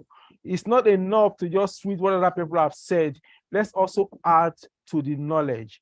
So one of the for the Group 1, geographical indication is not for everybody in the community. There is what we call the specification code or specification book, or for the association or for the group that wants to use a product that has been qualified as geographical indication. That does not mean that every other person cannot use that product. For example, I will use the Ijebu Gari. If Ijebu Gari becomes geographical indication product, it has the seal that goes with it. That does not mean that people cannot use geographical Ijebu Gari, but they cannot use Ijebu Gari with the seal attached to it to market, to commercialize it. They will be infringing on the right of the people. So, and using that product, product that as geographically, you must adhere to the standard, to the processes. So, and it's true, which Mas pointed out that for something like champagne that generates so much revenue that is consistent and sustainable from generation. I always use this word that I'm going to geographical indication because that is not that I'm passionate about, but I know the huge benefit it brings to community. Commercializing TK now is still a little bit of a challenge. Commercializing traditional cultural expression is still of a challenge because for me, if an IP, if any process does not have economic value, it is not sustainable. Why is if you ask me, why is Europe keenly interested in promoting geographical indication issues in Africa and Asia? Because of the commercial interest they have. They are not investing in TK because they don't have commercial interest in it. It is we Africans that should invest in TK and make it commercial viable. That's why we, as young people that are interested in this aspect of intellectual property, if we invest time, resource in TK, genetic resources is also also an interesting area for developing countries because they invested, they see the commercial aspect. But this part that is ours, there's no commercial interest yet because we're not investing into it.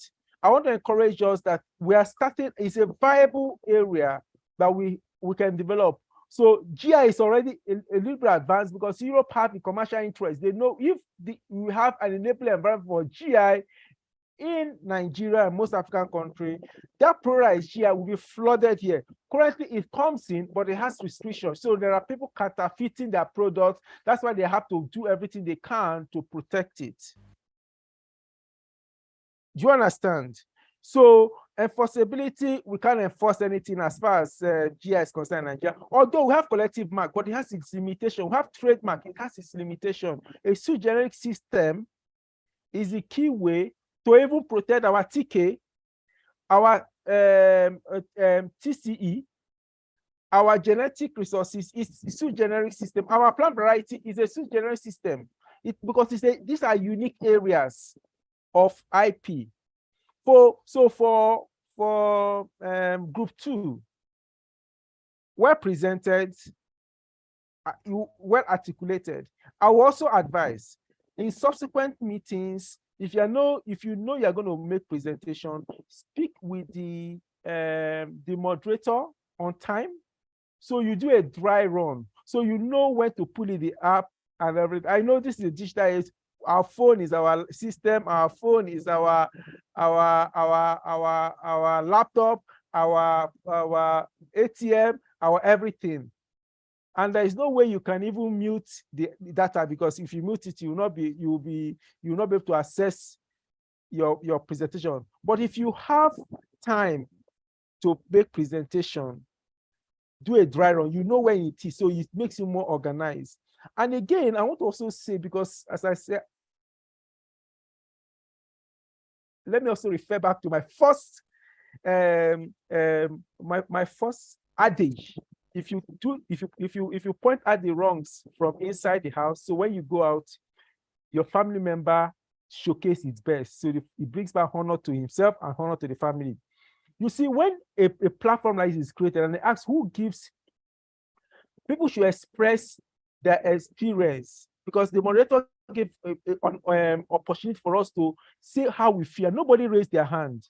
That is then, you see, as a mentee, you have to deal with attitude problem.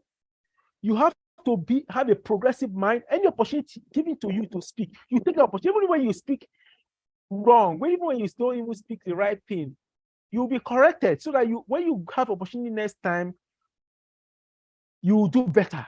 But when everybody in the platform, nobody wants to speak, then you are not appreciating the initiative of going through this process. Giving an opportunity to speak I'll point out 6 things that it gives you opportunity to express and grows. 1, it makes you know how to address people. That's attitude. Your attitude, you show that you're enthusiastic about the project you're into. You are motivated. You are aiming. You have a positive. You are willing to be able to ensure the goal of that mentee is not wasted. The scholarship is not wasted. The effort of the organization is not wasted. Secondly, it makes you have a progressive mind. So you are now showing that your person, that your mentors, that you have a relationship with them, what they taught you, you have knowledge, you have skill. Thirdly, the initiative, you appreciate it. Fourthly, it makes you accountable. It makes accountability. That means that you are an ambassador of the association. You see, the madam moderator definitely will learn 1 or 2 things in moderating. I always take advantage of opportunities given to me. So it makes me go and study and be able to present. Fifth point, it makes you be able to communicate well. It makes you an effective communicator. We all are lawyers. I'm not a lawyer, I'm a trade person. Everybody is a lawyer here. Lawyers are top people. If you can't express yourself early, you might not have a second chance. And the last but not the least, it gives you opportunity to reflect what you have said and take assessment. I think with this and with the presentation, I believe the presenters did a very good job in presenting representing their groups. Even with the very difficult situation during the mic and everything, not speaking and being able to make that presentation, even with limited resources they have, there is always room for improvement. Keep it up, guys. This is your time. Nobody can put it down. Reach out to the world and showcase that which you have. Be our ambassador for IP. Thank you very much, Madam Moderator. Thank you very much, sir. Thank you for your correction and especially for your words of encouragement. And very quickly, we'll move on to our next mentor to also accentuate a bit on the topic for today, and then to comment on the presentations of the mentee. So Miss Rita Chinda, please, you have the floor now. 7 minutes now.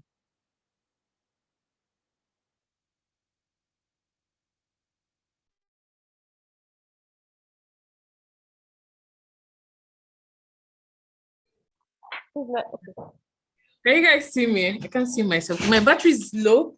I'm like 12%. I'll just connect. Yes, we can. We can see you again. We can see you now. I'll connect with my phone should my laptop go off at any point. But I'll say kudos to the mentees and excellent advice from Mr. San as to what is expected from mentees. And as someone who has her mentor online, don't you guys should not believe what Max is saying anyways, but who has a mentor here, I would agree with what Mr. Sanders has said so far. I think one thing that I was looking out for from the whole conversation from both mentees is from the dispute resolution aspect.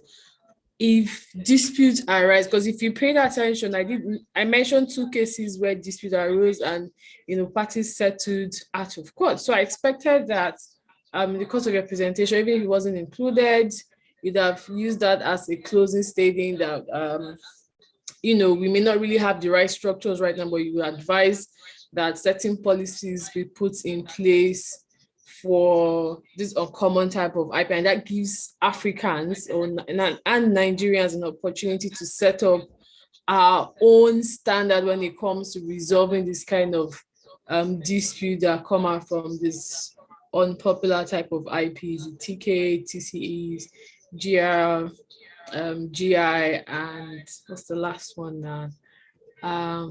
PV. Okay, my laptop is low. Let me just connect with my phone. Give me a minute, guys. Close. Okay.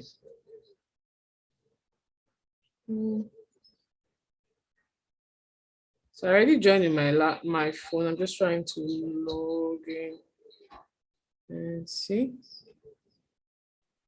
Can you guys still see or hear me? I don't know. Okay. Yes, we can see and hear you. very loud and very visible. Okay, so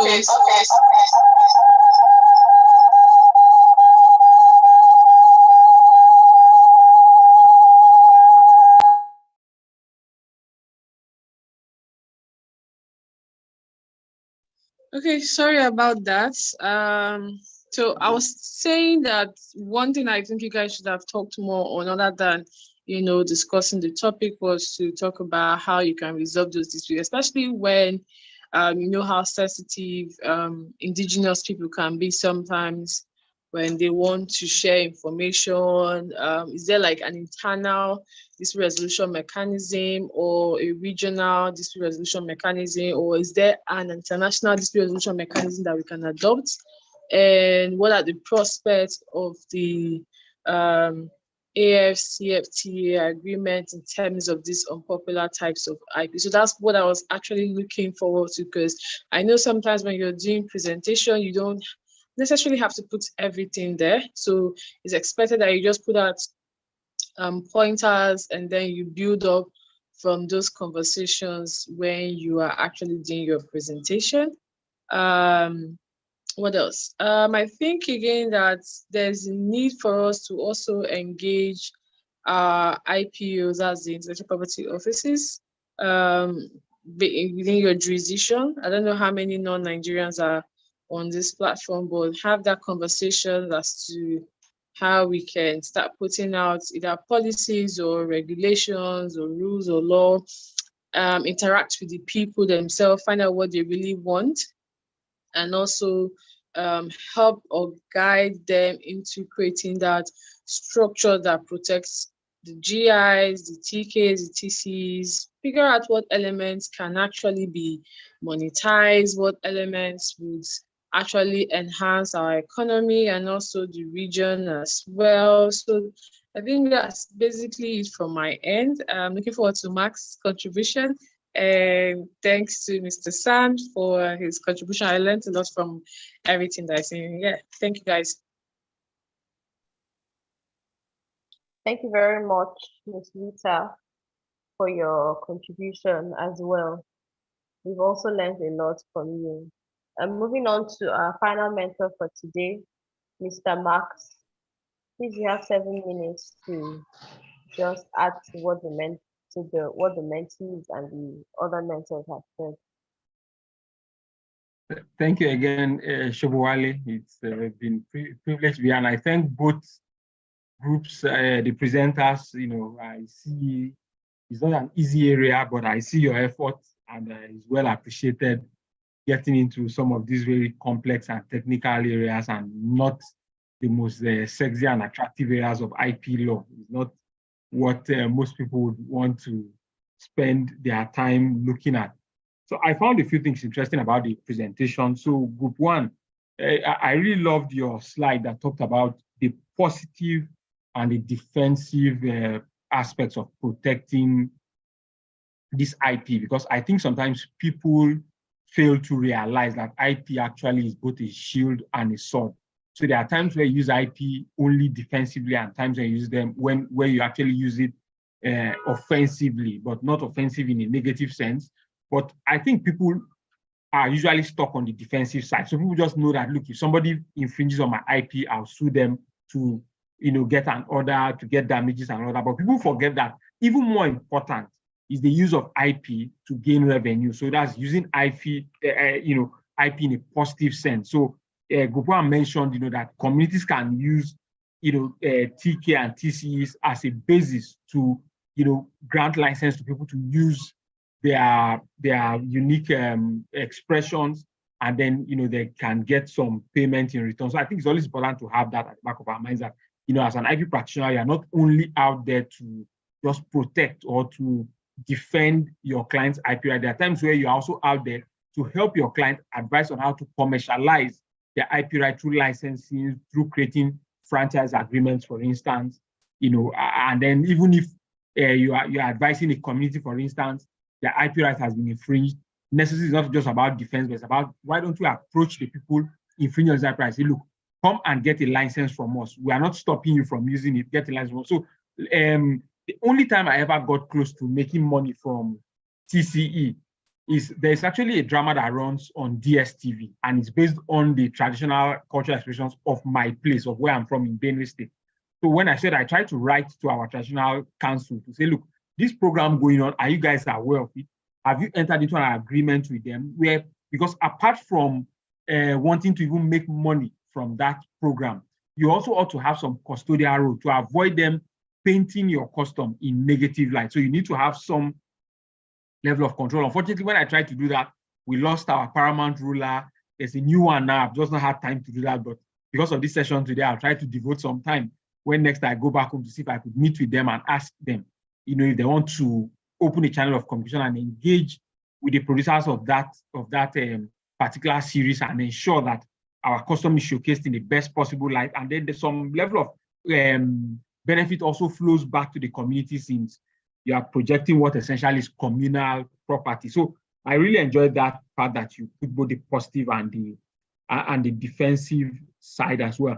Then one thing I thought you might not have touched expressly in your presentation is actually that TCEs, that's traditional cultural expressions, one aspect of them at least, which is folklore, is protected in Nigeria under the Copyright Act. I think that's section 31 of the Copyright Act actually has certain protections about use of folklore, and then it authorizes the Nigerian Copyright Commission, to be able to give authority. So, for instance, in the discussions I'm talking about with my local community now, we would likely, if they buy into my idea, would likely write to the Copyright Commission and Copyright Commission on their behalf to be the one to, engage and ensure that the producers using the culture and the story of the people actually enter into some form of agreement. Then another important point as well, I believe didn't exactly touch this, is also that there's actually in Nigeria a case study of a successful use of traditional knowledge. There's a drug called Niprisan. It's a drug to cure sickle cell that was developed by the Nigerian NIPRI, that's Nigerian Pharmaceutical Research Development Institute. So what had happened was that there was I think a reverend father or at least a clergyman who had gone to study some parts of the West, the way they use what they call, I think, guinea leaves or something. I can't remember the exact name now, but he noticed that even in historical times, it had been used to treat people who had sickle cell. Of course, in those days, when the person has sickle cell, the traditional cultures did not really know sickle cell in that time, but they knew that this child had, some sort of that made him sickly. So there was some a particular grass that they would boil, guinea something grass, I can't remember the exact name now, and used to manage that treatment. So he used, so he studied that knowledge from some of the traditional medical practitioners and was able to sell that idea to a researcher in the NIPRI, that's the Pharmaceutical Research and Development Institute. And they were able to create a successful drug from that and entered into what we call a benefit sharing agreement with the traditional medical practitioners who came up with that who had known about that cure all the while. So it was successful. I mean, it got commercialized. Unfortunately, at some point, Nigerian factor happened to that drug, but I know the drug is still on. We actually got a patent both in Nigeria and in the US, and I don't know if he didn't get the EU patent. I don't think they pursued it to the end and got it, but there was a patent granted in the US, which has expired now because the patent was granted in 2004, so expired. I think 2004. Yes, so I think 2004. It granted in 97, I think, and expired in 2017. But there's still some hope to commercialize that drug. So at least that's one successful use of at least one successful way we could say there was an intervention of traditional knowledge. Of course, that wasn't maximized because we don't have a formal law protecting traditional knowledge, but just thought to bring some of these things to your notice that perhaps these have also enriched your presentation if you had used those local examples of success stories that we already have. So thank you. That is all for me. And I thank all the presenters. I think I've really enjoyed this session. Of course, I'm delighted to have been here with Mr. San and of course, Rita, who I still insist and she will not be able to deny, has indeed been my mentor in this field of IP. And of course, I encourage all of you to ensure you follow Rita Amish's always doing a great job putting out new things. And I mean, the way she puts out her material is always very interesting. She, gets the story behind it. So it's not just dry IP, but it's IP in business. Gets the business story or dispute behind the IP and packages in a way that it's really interesting and exciting. And of course, pending issues, Sabinus. I mean, there's been no IP controversy of late that Rita has not covered. So I encourage you to follow her and, to really get you hooked on some really good stuff. Thank you. Thank you very much, Mr. Max. Thank you for your contributions and for your advice. And now we're moving on to the question and answer session. So if there's any mentee that has a question for any of our mentors, you can indicate by raising your hand virtually, or you drop your message in the chat box. Very quickly, please. If you have any questions for our mentors, you can raise your hands, virtually raise your hands, or you drop your message in the chat box. However, we have 2 questions that were already sent in. The first question is for Mr. Sand. Mr. Sand, this question is for you. The question says, to what extent can traditional cultural expressions be termed as intellectual property? To what extent can traditional cultural expressions be termed as intellectual property? Mr. Sand.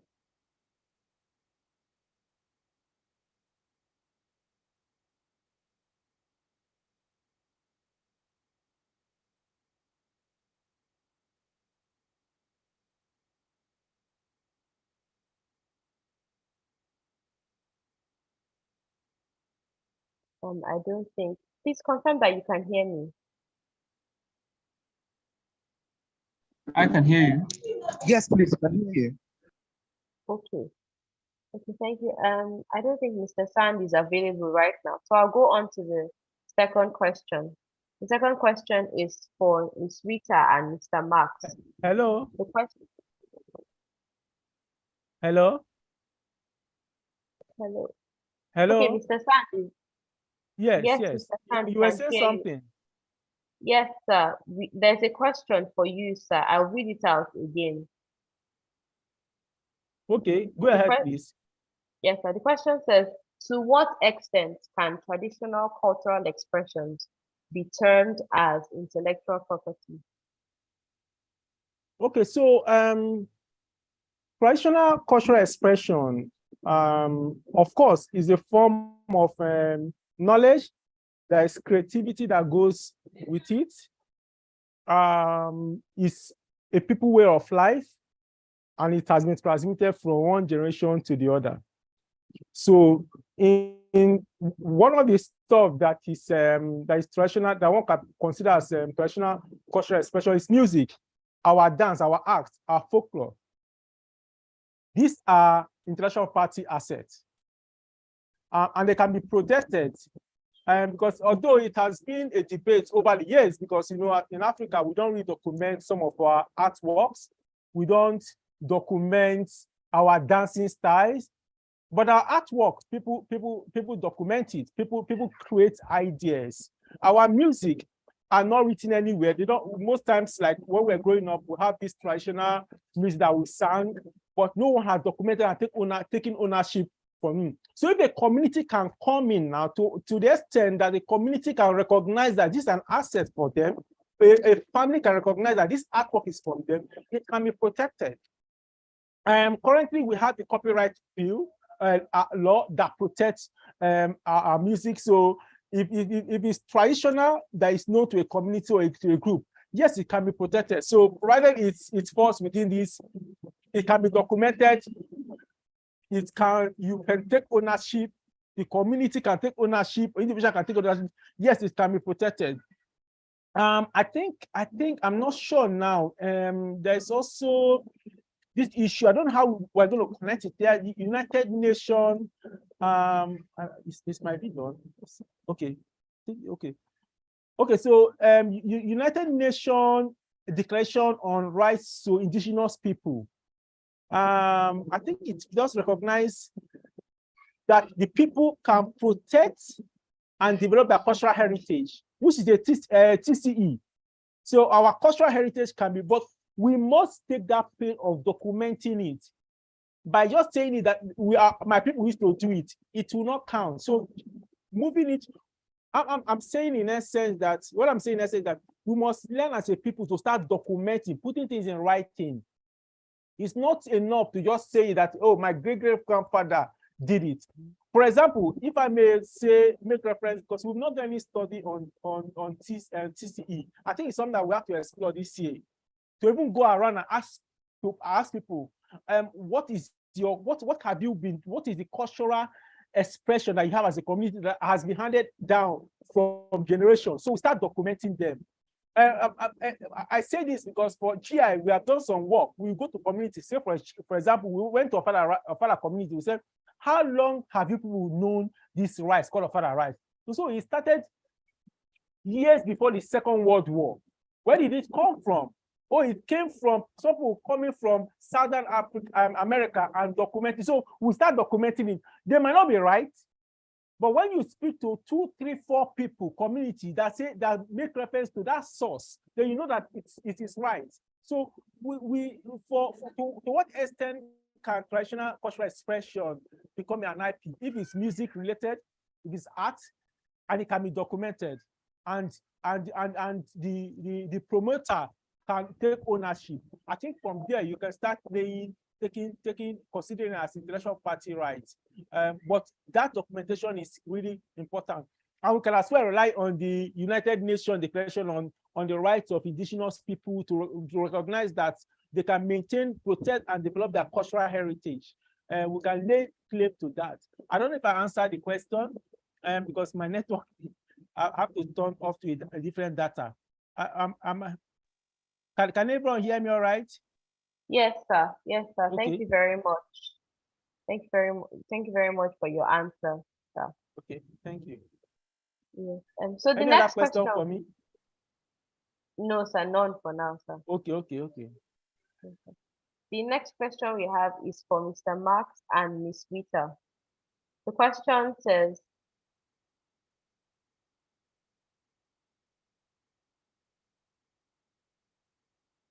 the question is, to what extent can other aspects like patents, trademarks, and designs be classified under traditional knowledge and expressions? Mr. Marks and Ms. Rita, please, did you get the question? Okay, yeah, so I think I got the question. It says, to what extent can we classify other aspects like the traditional aspects as DI? So, well, yeah, so there's actually a close relationship. So for instance, TCs, that's traditional cultural expressions, is closely allied to copyright. That's why, like I mentioned already, the Copyright Act already protects certain aspects. That's folklore, expressions of folklore, which is one of the many strands of TCE.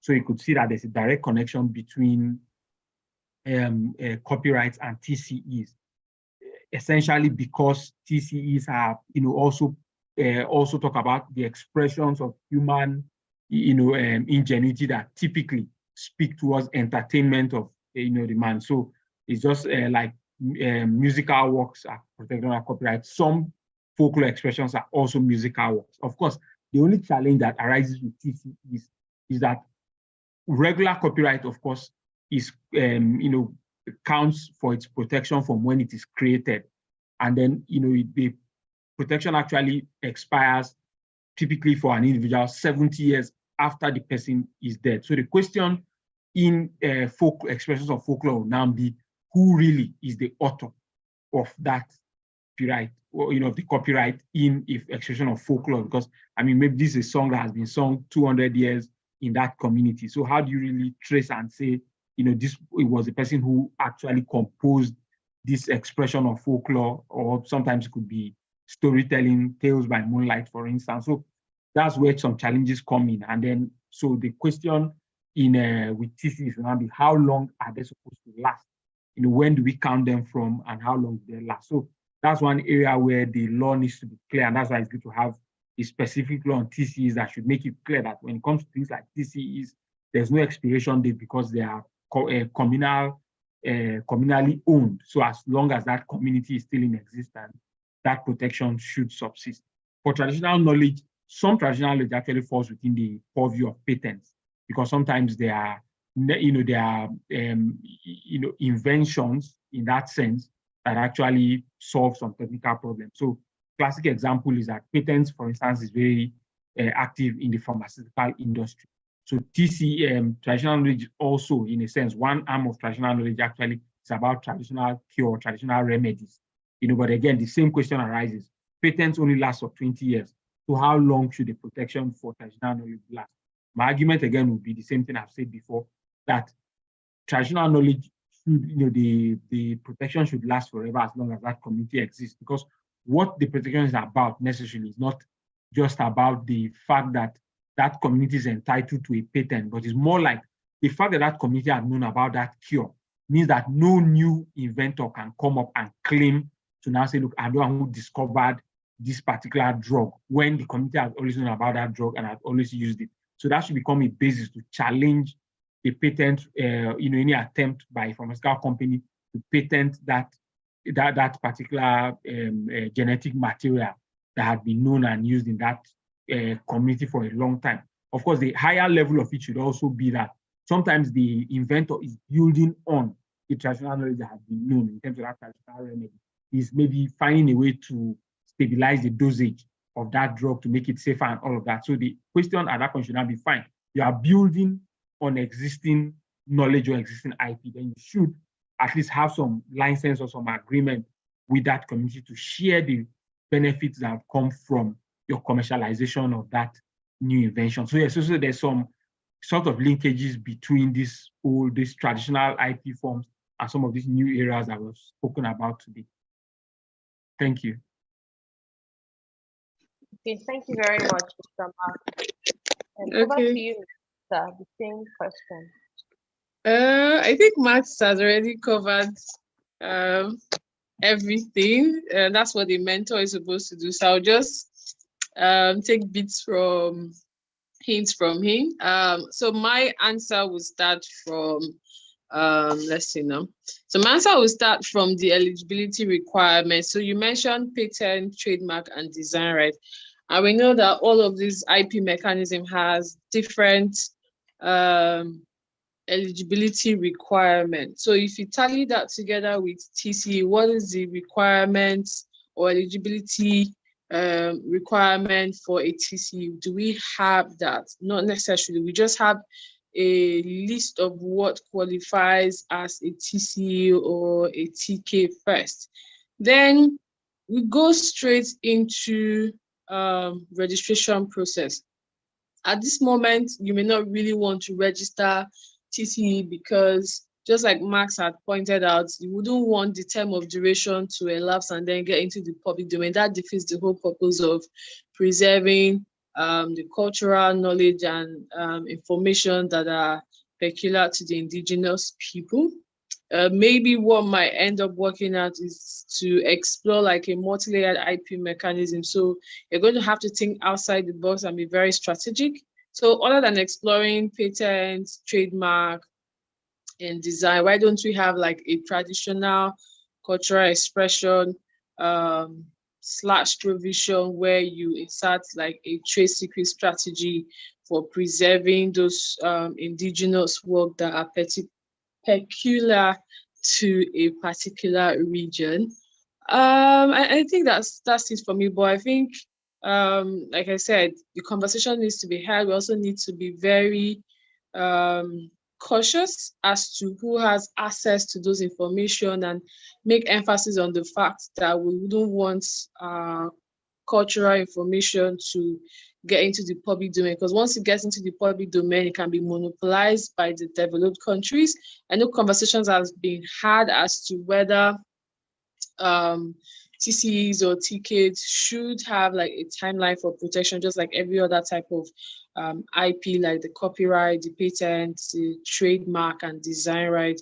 which are very limited amongst all just corporate that gives you like a long term. And I understand currently that the US is looking to reduce their term of duration to 28 years. That is if they succeed by May. But if they don't, that means there is still hope for creative. So while considering the communities, we also find a way to encourage the next generation of creators and innovators within that community that would want to use certain elements of their culture and the knowledge being passed down by the previous generations, and also document more of their work, and just make sure that they speak in one voice and oppose whatever would make their work to be in the public domain, basically. So that's it from me. Okay, thank you very much, Ms. Rita. And Mr. Sand has his hand up. Mr. Sand. Yes, thank you very much. I just want to make one or two contributions to what Barrister Max and Barrister Rita have said.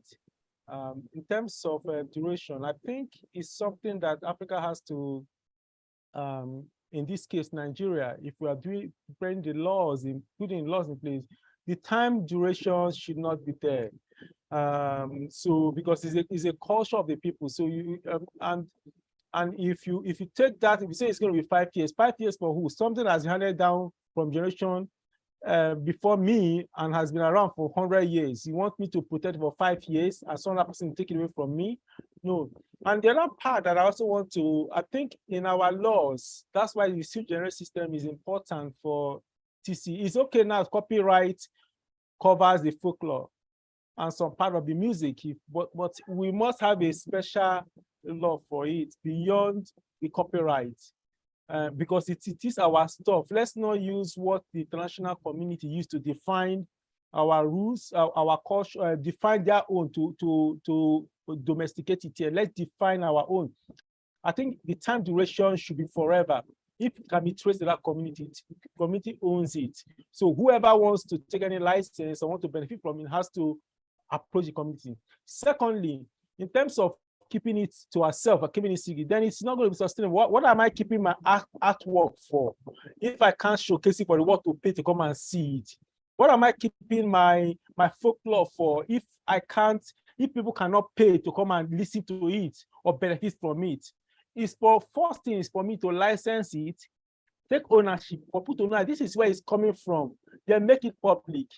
But we must have that law, and we might not have domestic regulations, laws to protect it, but we have international protocols that we can align and leverage on while we make it public. You understand what I mean? So as lawyers, to be lawyers, IPS parts, let's start thinking of better ways of ensuring that we don't just copy and paste, but we create originality of what we have going forward and benefit from it economically. Nothing is going to be sustainable if it doesn't have a commercial part of it. While we think about this thing, protecting it, we should think about also commercializing it. Thank you very much. Thank you very much, Mr. Sand, for your contribution. Those are all the questions that we have from the mentees. So thank you very much once again to all the mentors. I would now give the floor to Mr. Hussein to give us the closing remarks. Thank you very much, Sobola Abimbola, for moderating so wonderfully today. You did a very great job. Thank you. I think you even moderate better than me. I'll leave that to our mentees to decide. Thank you very much, Mr. Marks. Thank you very much, Mr. Sand, and Miss Rita. Sorry, I introduced you the wrong way on the chat box. So I didn't know, sorry, I'm very sorry. So thank you very much for joining us today. We are so happy to see you. A special thank you from Ms. Juliana, on behalf of Ms. Juliana and Mr. Joe. Thank you very much for making it to the mentorship session today. Thank you very much, all the group members, all the group leaders that organized the groups. I believe we've taken the corrections from today's session, and our presentation, our PowerPoints, better in the future. Thank you very much, everyone, for joining us today, and have a wonderful weekend. Bye-bye, everybody. And please remember to post what you've learned from today's session on your social media platforms and tag our mentors as well as Jiipcc's page. Thank you very much, everybody. Bye-bye. Bye. Thank you, sir. Bye. Bye. Bye, everyone. Bye.